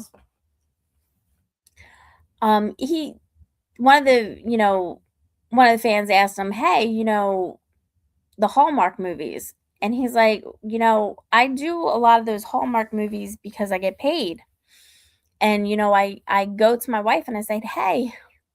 Do I really like, because he doesn't like doing them necessarily, but he's like, goes to his wife and he's like, hey, they called me up for another Hallmark movie. And she's oof. like, well, let's see. Do you want to do it? Not really. Do you want to put food on the table? Yeah. Well, I guess you're doing the Hallmark movie. I mean, yeah, but I I don't know. I mean, like, I guess I would have to see the numbers, but I can't imagine that they They're a have lot of money. really. Yes, they pay those actors a lot of money Uh, because they get them, so they'll say it's just like Die Hard, for example, or like in the music industry. It's like, okay, well, look, we have all these movies set because we think this is gonna be big, um but you have to promise to do two or all three of them if we have all three of them, and we're gonna give you globs and globs of money, but then we're gonna give you a little bit after that unless it does over this certain point. It's like a deal. It's like a combo deal. And I know they do it for like the little production studios a lot more than they do it for the big ones, but that's how Hallmark gets people to keep on doing these things because they pay them a good upfront start and then they're kind of hooked after that. that's wild. I don't know. I mean, hey, like if someone dropped a nice big bag of money on my table and said like, "Hey, I'll have you do this crappy movie and we're going to pay you well." Like I Uh-huh. get it. I get it. I just didn't realize that there was actually that much money in it Oh yeah. still. Yeah. Cause like I remember my mom watching that crap like 10, 20 years ago. I can't believe that that's still a thing after all these years. Well, Oof. remember, Hallmark Channel is not free. So you have people specifically paying for that channel. Wait, And is that not just on the regular channels now? no, not always. Not always. It is So out here. yeah, probably because it's Utah. Oh, okay. Okay. Because they're gonna get it on the advertisement Because probably. there's nothing else to do out here. I got you. I get Yeah. Like it. I get it. your government It's fine. your government's probably paying for the Hallmark Channel for everybody. Telling you. Oh No, shit. out here during certain times of the year, it is not free. And if they have like Holler Calls the Heart is like a big one. That ain't free.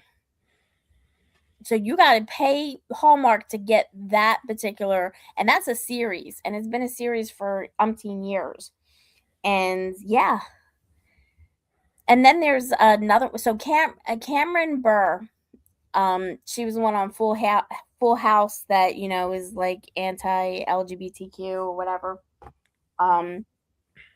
She specifically changed from one Hallmark Channel type station streaming service to another because they promised her she wouldn't have to do anything with LGBTQ in it.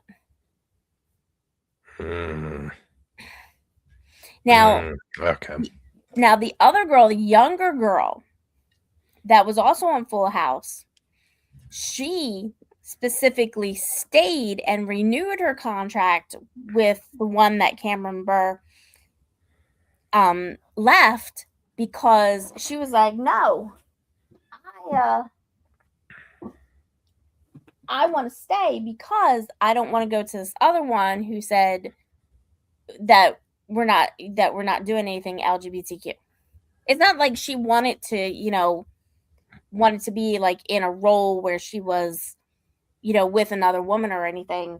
It was just the fact of she's got people in her family that are, and she's like, well, that would be just anti-human to do that. So they have a fight now between her and Cameron Burr. Huh. They're fighting. They're no longer fake sisters. Things got real. Yeah, things got real in the Hallmark Channel series. Yes, they did. In the streaming. They're doing their own streaming wars, I guess. Weird. Yes, it is. But I think Utah government pays for your Hallmark channels. I'm sure you get like 5 or 6 of them out there. Oh, God. Yeah, I mean... That's where your taxpayer dollars are going. No. Sadly, I've seen where they are and aren't going out here. And I'm sure you run into the same thing sometimes where it's like, really? Like this is what we're doing right now instead of, like maybe fixing the infrastructure, like maybe making the roads better. I won't get into it, but there's like I won't go into a bunch of detail, but there's a thing that's happening out near where we're at, and it's called the Wonder Block. And the whole idea of it, Fuzzy, this'll resonate with you. I don't know if you've seen this, but basically the idea of the structure they're building reminds me of the building that's in Dread, the Carl Urban movie. Yeah. It's literally like that type of thing where there's like housing that's supposed to be in this place, and there's supposed to be like basically like some shopping malls and like a grocery store and stuff like that down there. And all, like I was telling my wife about it, I was like, this literally feels like I picked this right out of the Judge Dredd movie. Like there's no way that this thing turns out to be like anything like they expect it to be. And how gentrified they expect it to be. There's no way it's going to happen without like mounds of security. And I cannot imagine any world where this thing doesn't just end up being like a drug ghetto. Like it's just, I don't know. It seems ripe to fail. And every time I see stuff like that, like when I drive past that thing, I look around and I'm just like, the roads are in horrible shape in different areas, and this is what we're spending our money on. This is cool. But that doesn't even sound like a Utah thing. Like I see them trying to do it in Philly or New York. Well, it's because they're trying to get with the times. Utah is kind of like the Canada of the United States. We're about like 10 years behind the trends. And we're slowly adapting. But the problem is like every time we try and adapt, our state, God, sorry, I won't go on a tangent, but basically, long story short, every time that our state tries to expand to take on all the people that are now moving into our area, they're doing it with the vision of like a 5-year term. And realistically, they need to be focusing on like making this more supportable for like a 10 to 15. So every time that they try to redo the highway, freeway, any of that stuff, they're targeting it like, oh, this is going to fix the issue for the next 5 years. But it takes them almost 3 years to even do the project. Yeah. And by the time that it shows up, shit's already outdated, and you already don't have enough space on the updated freeway, for example. So it's just, yeah. Yeah, but it would make more sense of okay, so you guys have still a lot of open space, right? Not so much now. Not so much now. Not in our area, no. Well, I mean, in the state. Yes. Yeah, in general, in the state, yes, we have lots of free space. Lots of free space. So it would make more sense to figure out how to use that free space, even if it means building conveniences. The problem is most of the free space out here is either, well, I guess it depends on what you're saying with free space. Like, we've got a bunch of national parks out here, and we also have a lot of areas that are open space, but it's not open space. It's like acres and acres of land that different families own. And so you just don't see anything get built on it. But like, yeah, that's the problem is, yeah, it's the fact that you have a lot of land wealthy families that aren't willing to give up their land. Yeah, and the land was very cheap for them when they got it, or when they invested back in the day, and they just haven't bothered to sell it, because the only people that are trying to buy it right now are the places that are trying to put in new condos or apartments and stuff. Yeah. I mean, there's literally, we just came back from the in-laws, like I was mentioning in text outside of this stuff. And there's a building that's on a person's land that gets vandalized on a regular basis. And this has been the case for like 2 decades. And it's literally like the building is just in shambles. It's literally not even a building anymore. It's just some rubble. And it gets spray painted and vandalized on a regular basis. And the city ended up tagging, like, they nailed the owner of that property because it was like an eyesore, or there was like language and stuff on it. And so instead of anything being done with it, really, the owner of the property just comes out and gray washes the concrete. So like once every couple of years, they literally just out and just coat over the vandalism. And you just have this old building that's from, like, I think the 1920s, that they've just never bothered to do anything with because it's on their property and they don't have any interest in doing anything or selling the property. So just to let you know, the government has this wonderful thing that most people don't like, don't like experiencing when they use it, but it's called manifest destiny. I don't know. Utah better start, using that. Utah's still very bent in their ways. I think, again, like mentioning the fact that it's very much like Canada of the United States, we're not going to see change here very fast. It's just like our alcohol laws. It's just like everything here. It takes a long time. And people are not reticent to change out here. Well, I'll tell you this much about Canada, because we've been watching Love It or List It. Yeah, I make Fuzzy watch house shows. Oh, shit. It's okay, Fuzzy. Don't worry. I watched a lot of 4GQ TV back in the day. Or 4H TV, whatever it was. We plan on relocating at some point, but go ahead. Might I recommend Utah? Yeah. Fuzzy was looking at Utah. You can come hang out with us. I'm still a little weary on Utah, especially since you're telling me there's not much land out there. There's lots of land. It's just the thing is yeah, I don't know. Yeah, I'm not paying, like, in North Carolina, you can get land very cheaply. You can, even in upstate Pennsylvania, you can get Oh land yeah. very cheaply.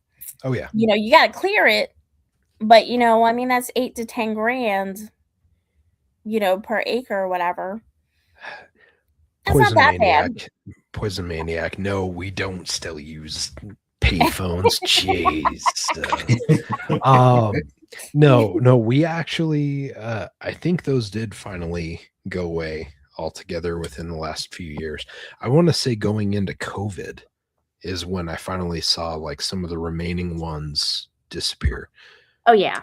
But that's like 10 to 15 years later than most places. It's Yeah, insane. that's true.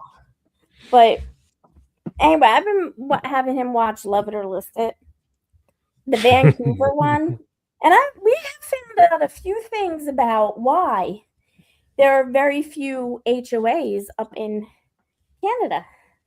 One of the reasons why is because you're already overregulated by the government itself.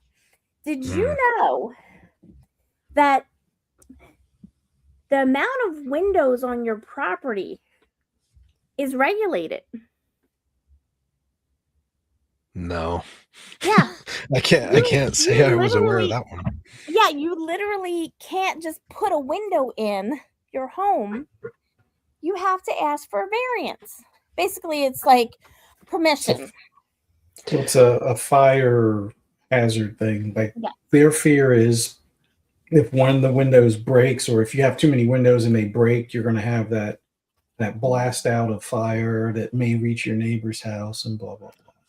I mean, now if your neighbor is nowhere near you, yeah, you could put in for variance and you might get approved. But I mean, I guess I get it, but like if I'm thinking about our house, like we have more windows here than I would ever need. But granted, this is a 2000 or older or newer build, I guess. And things have changed obviously in the structure and the design that they've done here over the years. Like this versus my parents' house, drastically different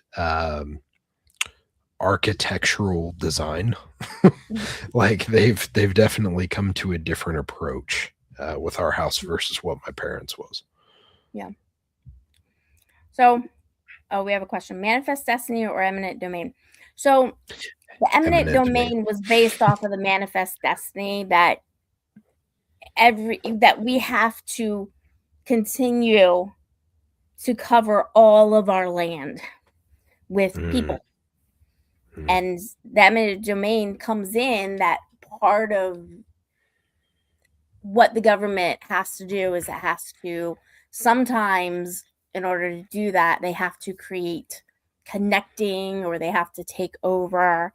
And they have taken over in some cases because a company has said, for example, the Exton Mall situation.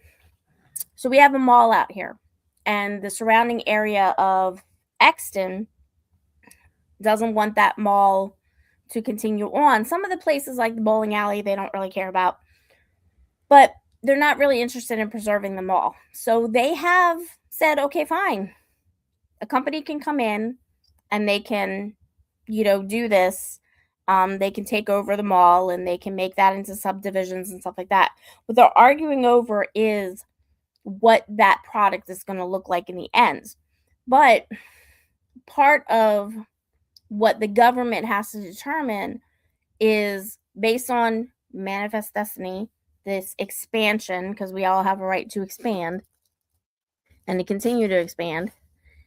This is where Exton, for example, and in this case, Utah, has the right to take somebody else's land to give it to other people.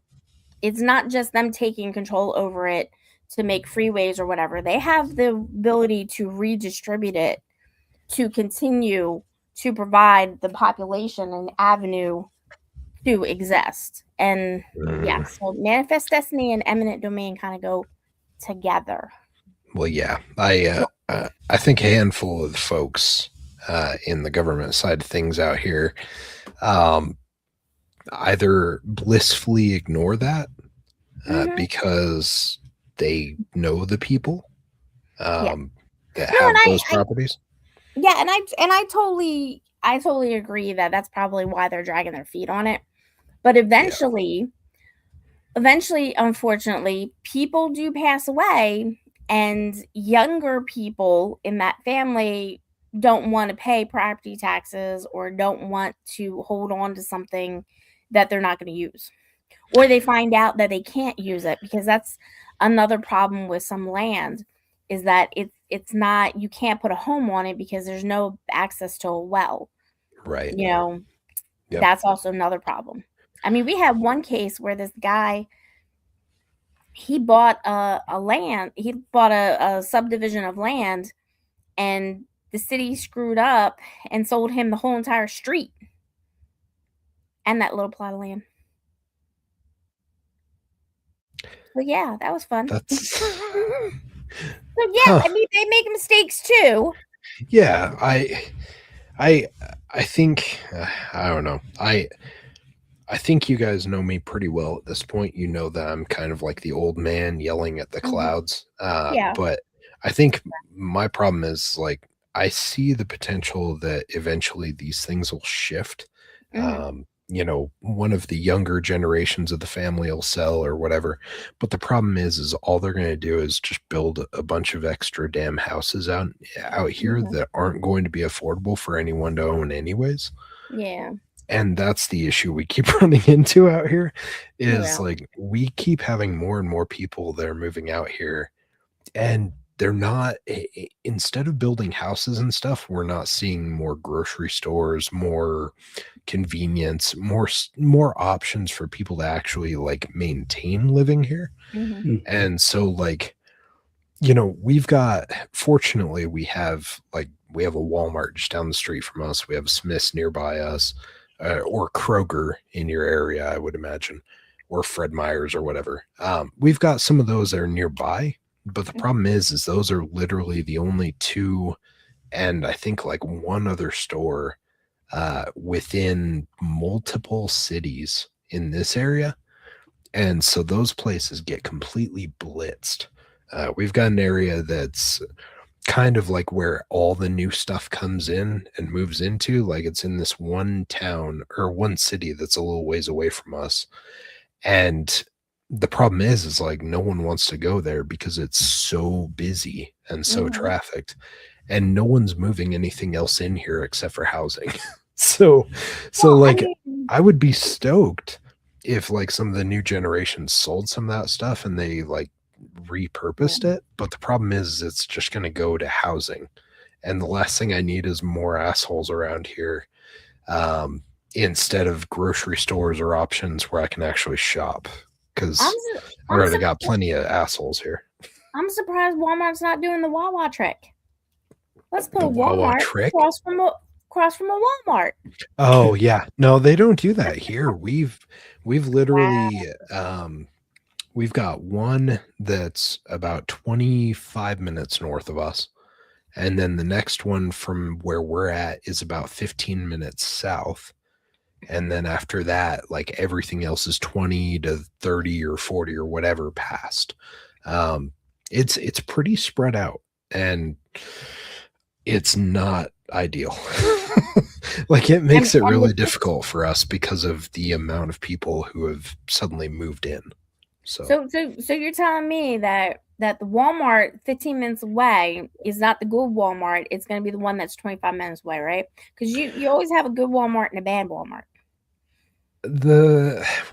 actually, I guess I do take it back. We do have one that's about 12 minutes away from the house. Um, that one's okay, but Mhm. I feel like it tries to cater to a different um oh goodness, like a different pay rate Mhm. than like some of the other areas. And so it tries to go for fancier stuff, but it carries less stuff in turn. So Um what I it's learned, yeah. yeah, what I learned about Walmarts is, because if you're not in the South, you probably don't get this because I didn't know this until we went down south. Because my mom used to live down south. But if you go towards the south and you go out a little bit towards the Midwest, like in the Georgia, Tennessee area and stuff, that I don't know about any other place, but Walmart has two types of Walmarts. Walmart has Marketplace and Supercenter. Yep. Yep. Marketplace. Do you have the marketplaces? Yeah, so we have two marketplaces within our couple cities. We've got one that's like, I want to say it's about 15 to 20 minutes away from us, and then the next one's about 30 to 35 minutes away from us. All the other ones are Supercenters. So Walmart, at least in our area. Yeah, I don't know when Walmart started doing it, because I remember the Supercenters. What, shortly after we got married, right, Fuzzy? I think so. Yeah, so Walmart was Walmart. And then they started branching out into the food. I want to say back in the like early 2000s. It was mid. I think it was mid 2000s. Oh no, it was earlier than that in our area. In okay. our area, it was early 2000s, and because we got married towards the end of the 90s, and we started seeing these Supercenters. Prior to that, Walmart was just like any other kind of like clothing type, electronic mashup type thing. They didn't have food in Walmarts. Then we go down to the Georgia, Tennessee border, and I think that's the first time I saw it, and that was what, 3-4 years ago, that they had whole specific, they went the opposite direction. They now have their own grocery stores. So I don't know if it's a test area being out where you are and that area or whatever, but we don't have them in PA. Yeah, no, the marketplace ones are interesting. They're neat in those areas. Except for like we only have a couple of them. Honestly, I would be okay if we ended up with another one of those up this way, just so we had more than just a Supercenter. Because our Supercenters do all the things, right? It's just like a Kroger marketplace or a Smith's marketplace, where like they do all the things. They don't do all of them well by any means, but they do all the things.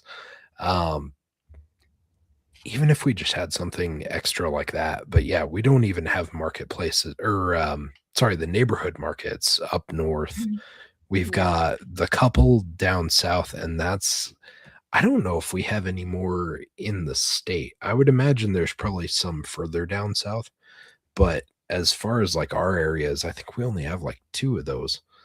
And it seems to work okay. Like they've been around long enough. I had to work with both of them when I was working at Pepsi back in the day. I had to merchandise some of those way back. But yeah, I don't know if they do like exceptionally well. I do think that the one that's the closest to us goes for kind of the higher clientele. They go for more of like the higher bougie market, or like the fancy. Whole Foods. Yeah. So it's kind of like our Whole Foods, because we don't have Whole Foods this way either. We have one about 45 minutes away from us, but anything that's closer to us is what they call natural grocers. And natural grocers sucks. Like it's basically the same thing as Whole Foods, except for it sucks more. And it's just, yeah, I don't know. It's, you take it or leave it. You go there and most of the stuff that they have is either about to expire because it doesn't sell, because it's catering to a market that's not interested. And the people that are interested just don't bother because most of the stuff that's there is about to expire. So it's a cyclical mess out here right now. Yeah, somebody brought up Dollar General. We have those out here, Yeah. but nobody seems to go in them. We have a lot of people that go in them out here, I feel like, but I feel like our Dollar Generals are like even more ghetto, low Oh no, they definitely low are. budget. Well, they but definitely there are some, because you've got Dollar Generals, and you also have what's the other one? There's Dollar General, and then there's another one, and like Save-A-Lot or Aldi. well, it's God, I'm trying to remember the name of it. We have Dollar General, and there's We have one Dollar other one General, that's Dollar Dollar Tree. something. Dollar Yeah, Tree. There we go. Yeah, we have Dollar Tree. Yes. So Dollar General, I feel like, is kind of it's the upper the upper level version. As horrible as that sounds, but even that out here, I feel like they all cater to really, really low end stuff. I don't know. It's not great. Like, instead of the stuff costing more because you provide better quality, they just proceed to keep the cost down and provide you the crappiest stuff. And it's not great. So this is a Dollar General. I'm gonna put the link in here. But this is a Dollar General skit. If anybody wants to,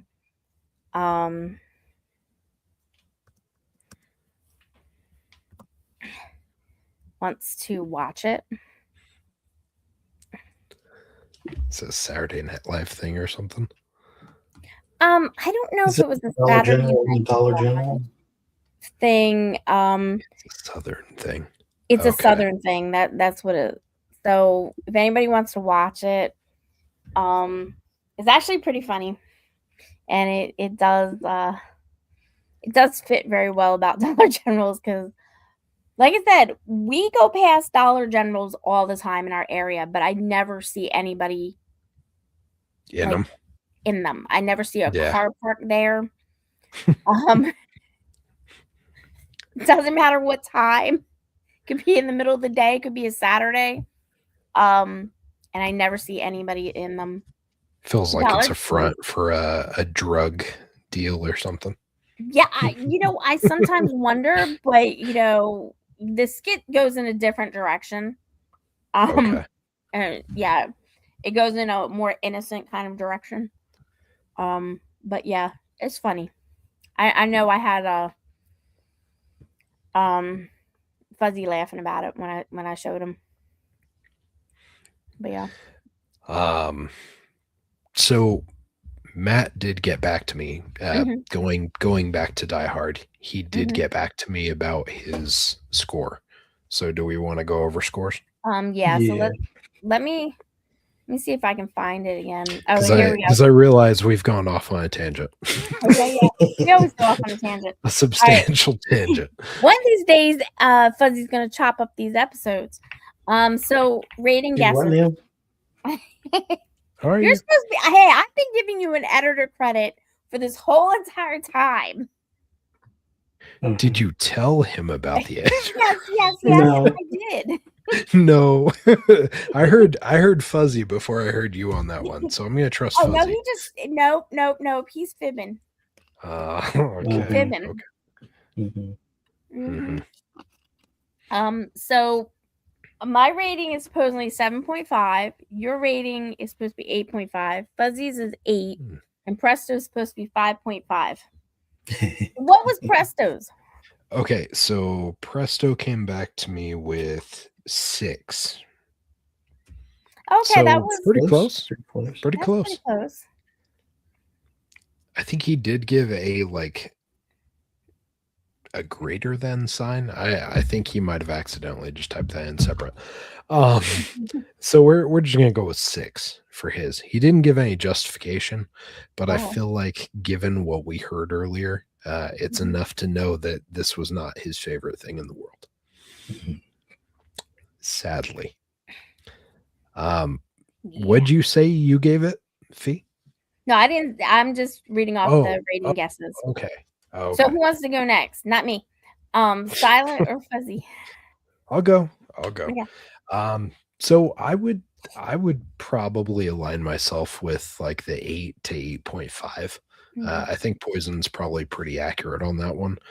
It's it's one of those ones that just kind of like sticks with me over the years, and especially as I've had kids and I've been able to introduce them to Die Hard.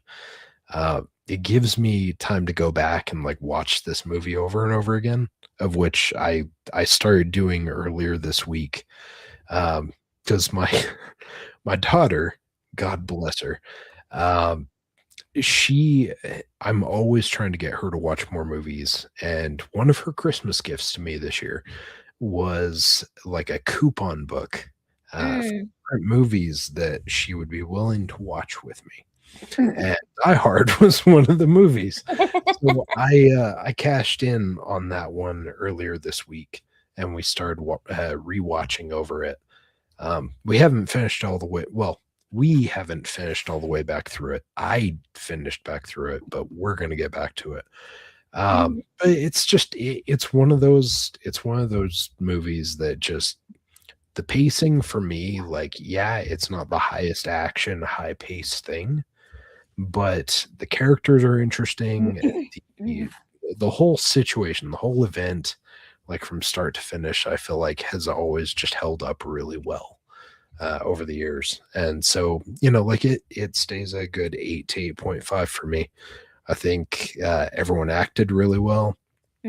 Bruce Willis, of course, did really well with it.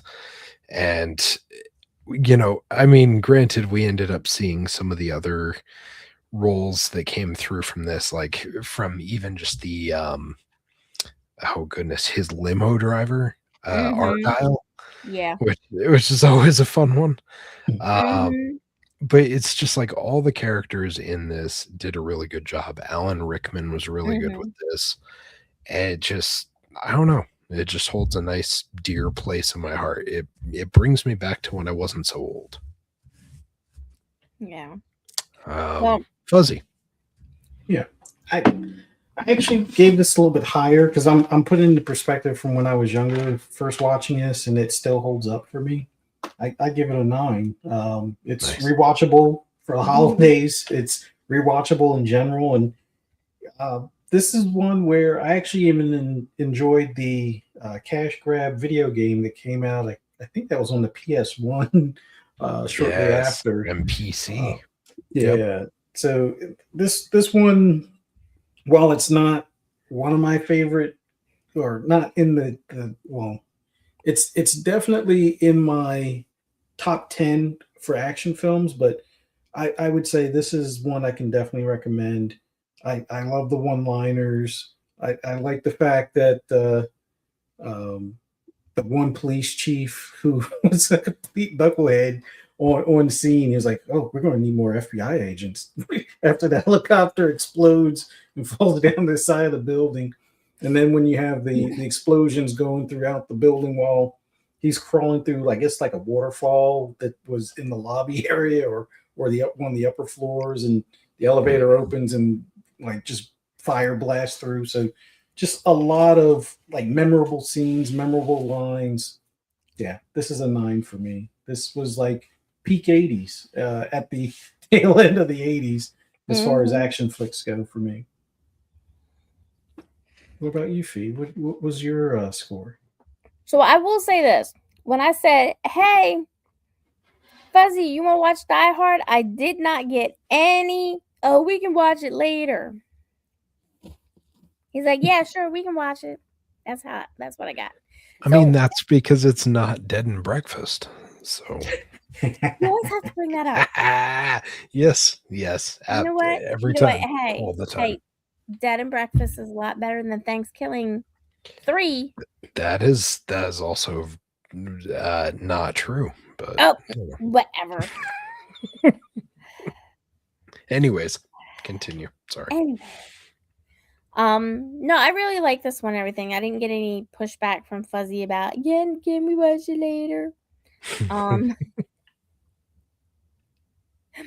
But yeah, they had a lot of actors in here. I think Bruce Willis, for being as tired as he was during this time, filming Moonlighting and Die Hard in the same day, every day.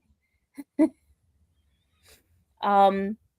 did a really good job. And then Alan Rickman, being his first official film, he's a theater actor, so the director had to be ready because he was doing so many first takes that were good. He was like, yeah, I don't think we need to do another one, but I think we have to do another one just in case. In case somebody else screwed up, because it wasn't Alan. But yeah, he was really, really good for it being his first filming role. But you had other people in there that you've seen in other things, but you just can't remember their name. A lot of familiar faces and stuff like that. So it was a really good film, and I think the third one being in line with the first one, them doing that let's go back and rewrite things, because the second one, I don't even know where that fits in the film. Like, that was an afterthought. That's like, hey, this did really, really awesome. So how about we do another one and we'll just wing it.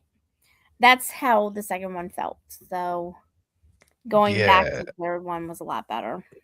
Yeah, they approached number 2 like they did Halloween 2, where John Carpenter was like, no, I don't want to do another one. Like, this is what I want to leave it as. And they're like, well, you're going to make one because you did a good job and it sold a lot. Yeah. Yeah, but then they went and did Halloween 3, which was... Yeah, but that was originally what he wanted to do, is like he wanted it to be all separate stories. Which is weird. But it didn't have Michael Myers in it. No, it didn't whatsoever. Like, I still maintain that one, just like Halloween Ends. If it wasn't labeled as Halloween, if it wasn't named Halloween, and it was a different thing, it would have done okay. Like, it would have done fine, but there were expectations because it had Halloween on the name. Yeah, if they had just left it as Season of the Witch or Witches or whatever, they would have been fine with that. Yeah. Because that had some really good actors in it too. But yeah, I don't know what they were thinking about that one. It's weird. So, but yeah, I would say I'm in line with Fuzzy about this being a 9. I mean, it was something that they weren't doing constantly at the time. It had some really good action to it. Yeah, was it unrealistic? I mean, at some point he should have gotten shot at least by a ricochet in the elevator. Like, yeah. Yeah. I mean, they took some liberties. Yeah. We're taking a lot of liberties, but it did come across as the hero being vulnerable, and that was part of what was written in the story, that we wanted to make him, the hero, not be this invincible thing that we keep on seeing on the screen, like in Lethal Weapon and all this other stuff. Yeah. Yeah, like I know that Matt gave it a bit of a poo-poo earlier about the shoes and stuff, but it's one of those things where it's like it lends to the character throughout the rest of the movie. It's one of those things where it's kind of a throwaway comment at the beginning of the movie, but it inflicts pain and it causes him issue for the remainder of the movie. And they did a good job with that small detail. Yeah, and he did get injured. It wasn't just his feet. No, he did get injured several times. Yeah. But the whole point was, I'm going to keep on going because my wife's down there. And I still am kind of partial to her. I don't want a new one. She's all right, I guess. I mean, I came all the way out from New York to California to try and make up with her. Yeah, this is too much work. I guess she can stay for a minute. I don't know. Maybe. But cool. Yeah. So, but yeah, we saw, besides Presto, I think we were all in the same mind frame. Yeah, You know? I'm pretty shocked with him between this and a few of the other ones because I feel like he and I used to actually gel pretty good on our ratings, and I feel like recently, like we've started. There's a rift. It was after Troll 2. Well, I mean, Troll 2 definitely didn't do him any favors, that's for sure. But yeah, I don't know. Like things are getting weird, kind of dicey on that. Hopefully things will, like, the planets will align again, and we'll get back to a better spot. Because I feel like I'm matching up with you more, which is weird to me because I feel like we're usually at odds. Well, that's because we're going to the classics. That is true. That is true. You know, the classics are classics for a reason. Just Fair. saying. He's not part of the classics because he was not born at that time. Well, he is older than I am, though. We did figure that out. He still disagrees with me, and he's still Different childhood. He's still demanding that I send him a picture of my driver's license because he doesn't believe me. It's like, all right. Poison in the chat. I just wanted to highlight this, but does Utah still do bag milk? Bag milk? Okay. We have carton milk. We have carton milk, like cardboard carton milk. We have plastic milk. I don't recall any bag milk ever. You'll have to elaborate on that one. You'll have to send me a picture of what you're talking about. Did he meant to say bottled milk? Maybe no, there's places that do the bags. I didn't know if it was Utah or anything like along those lines, but there are some states that sell it by the bag, or it's by the bag. Yeah, it's a weird resealable bag. It's almost like I guess you could. The best way to describe it's more like a bladder type of thing. Well, yeah. Like no, I'm used to those like bibs, like soda bibs. Okay. Yeah, we don't do that out here. No, yeah, no, we don't have that. We don't have that. Although I will tell you one thing that always messes with me is the idea of shelf stable dairy, like shelf stable milk. That always fucks with me a little bit. The condensed milk or powdered milk. Yeah. I mean, like powdered eggs. Yeah, like I'll still use the condensed milk or like the evaporated milk and stuff for pumpkin pies and stuff, but I still always am just like, really? Like, this is shelf stable? Because this does not seem legit at all. But when you open it up and you get that first whiff, because of the way that it's like pasteurized and stored, it still always smells like death. Like it smells like shitty, farty eggs and milk. It is just gnarly. I don't know. Sorry, that's just personal take, I guess. Can you see some of these comments? Sack milk. I can get you a good deal on a gallon of sack milk. Dude, was a maniac. There you go. I don't know what the shipping would look like out here. Well, that was Judah. That was Judah that said that. Poison started it. Oh, High on Life reference. Okay. Yeah. Okay. Judah, I apologize. I have not finished High on Life. I gotta get back to it. Yeah, High on Life 2 comes out. Was it? God, that's soon, isn't it? Or something, I think. So. Shit! I'm gonna have to go back and play that old one. Oh my gosh, my finger is not supposed to be on. Yeah, no. My phone does. My phone does its own thing. That's my same thing, Poison. Like shelf stable dairy. That creeps me out. It's like I've got a thing of smoked cheddar upstairs in the pantry, and like I'm gonna eat it for sure, but at the same time, like I'm expecting that I'm gonna have horrible stomach punishment after this. once I eat it, because like I don't trust it. Like anytime I see like the cheese that's sitting out there in like an island that's not refrigerated at the store, I'm like, yeah, but really? Because that So- doesn't sound like a good idea. So, you've never been like what countries have you been in? In? Yes. What other countries have you been in besides the United States? Well, Oh, this is gonna make you nice and sad. None. yeah, because I would not suggest you go over to Africa, Yep. many parts of Africa or Europe if you do not want to deal with Yeah. unrefrigerated eggs and milk Nope. and tons of other things. Yep. No, you Isn't there you rest. cheese in either Italy or somewhere in Europe? Might even be France that has like maggots or something. It's Yes. Yes. room temperature. It's in Like- I think it's in France. They actually do it as it's like a delicacy thing. So what they do is they like, oh god, I got to remember the process, but they like warm it back up and basically introduce it to bacteria. So that way the maggots can actually form and they start, or yeah, in Italy, there we go, from Judah.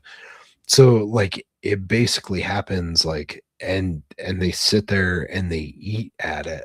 And the whole thing is like getting their, oh God, what, like after they eat it and proceed to poop it out and stuff, like you end up getting all that combined and you eat it, and it's like a delicacy or something. Yeah, it's funky. It's funky. I remember seeing that on a YouTube video years ago, and I was like, nope, we're good. I don't need that. I don't need that sour profile in my cheese. Jesus. All right. Well, now that we've talked about all the awesome, like appetizing things, I'm going to go eat some dinner here in a minute. Yeah, we gotta do some outros.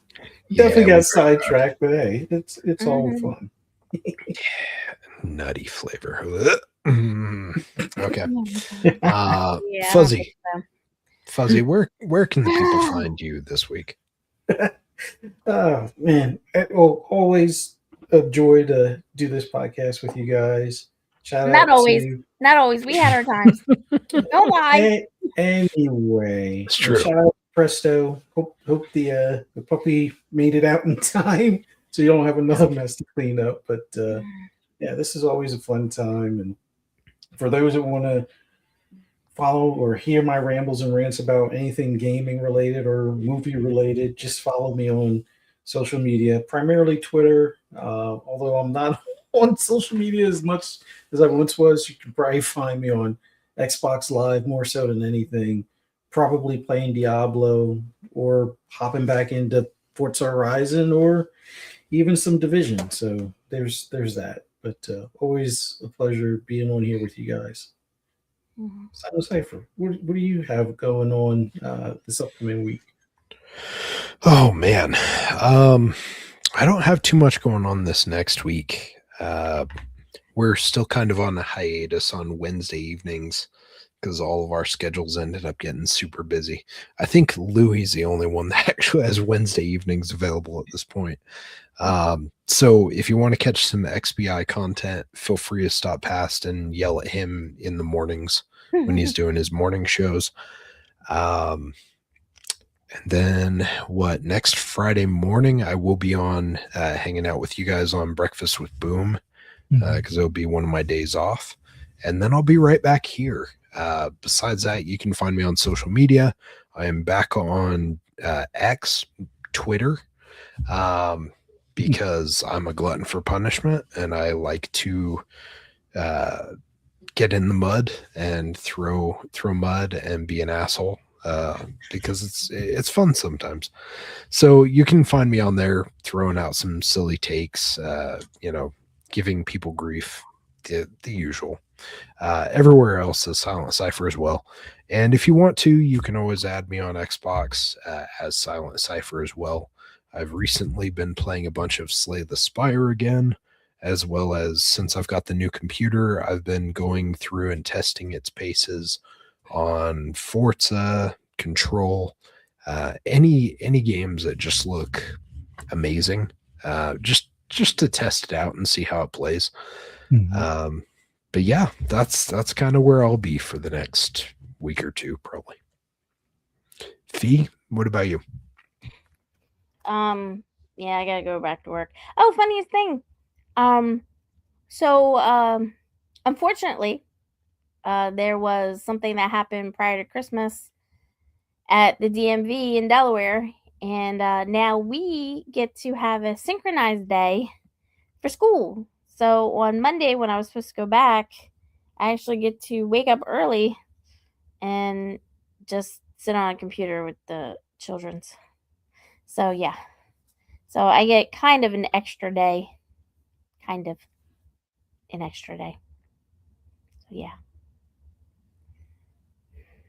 Sad reason, but you know. So I'll be just kind of sitting here until the next Friday. What are we doing next Friday anyway? Terrifier. Oh gosh. Well, I guess I'll be taking off that Friday. No. Don't make me do Terrifier.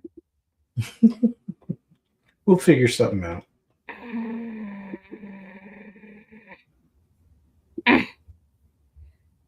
Anyway. Oh, he's back.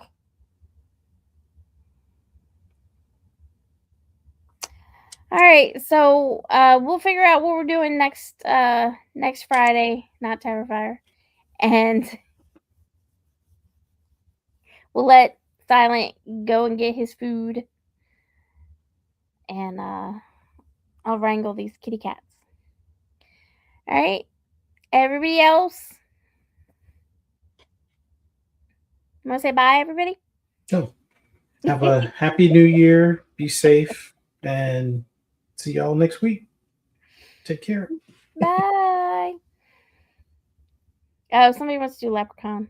We'll think about it.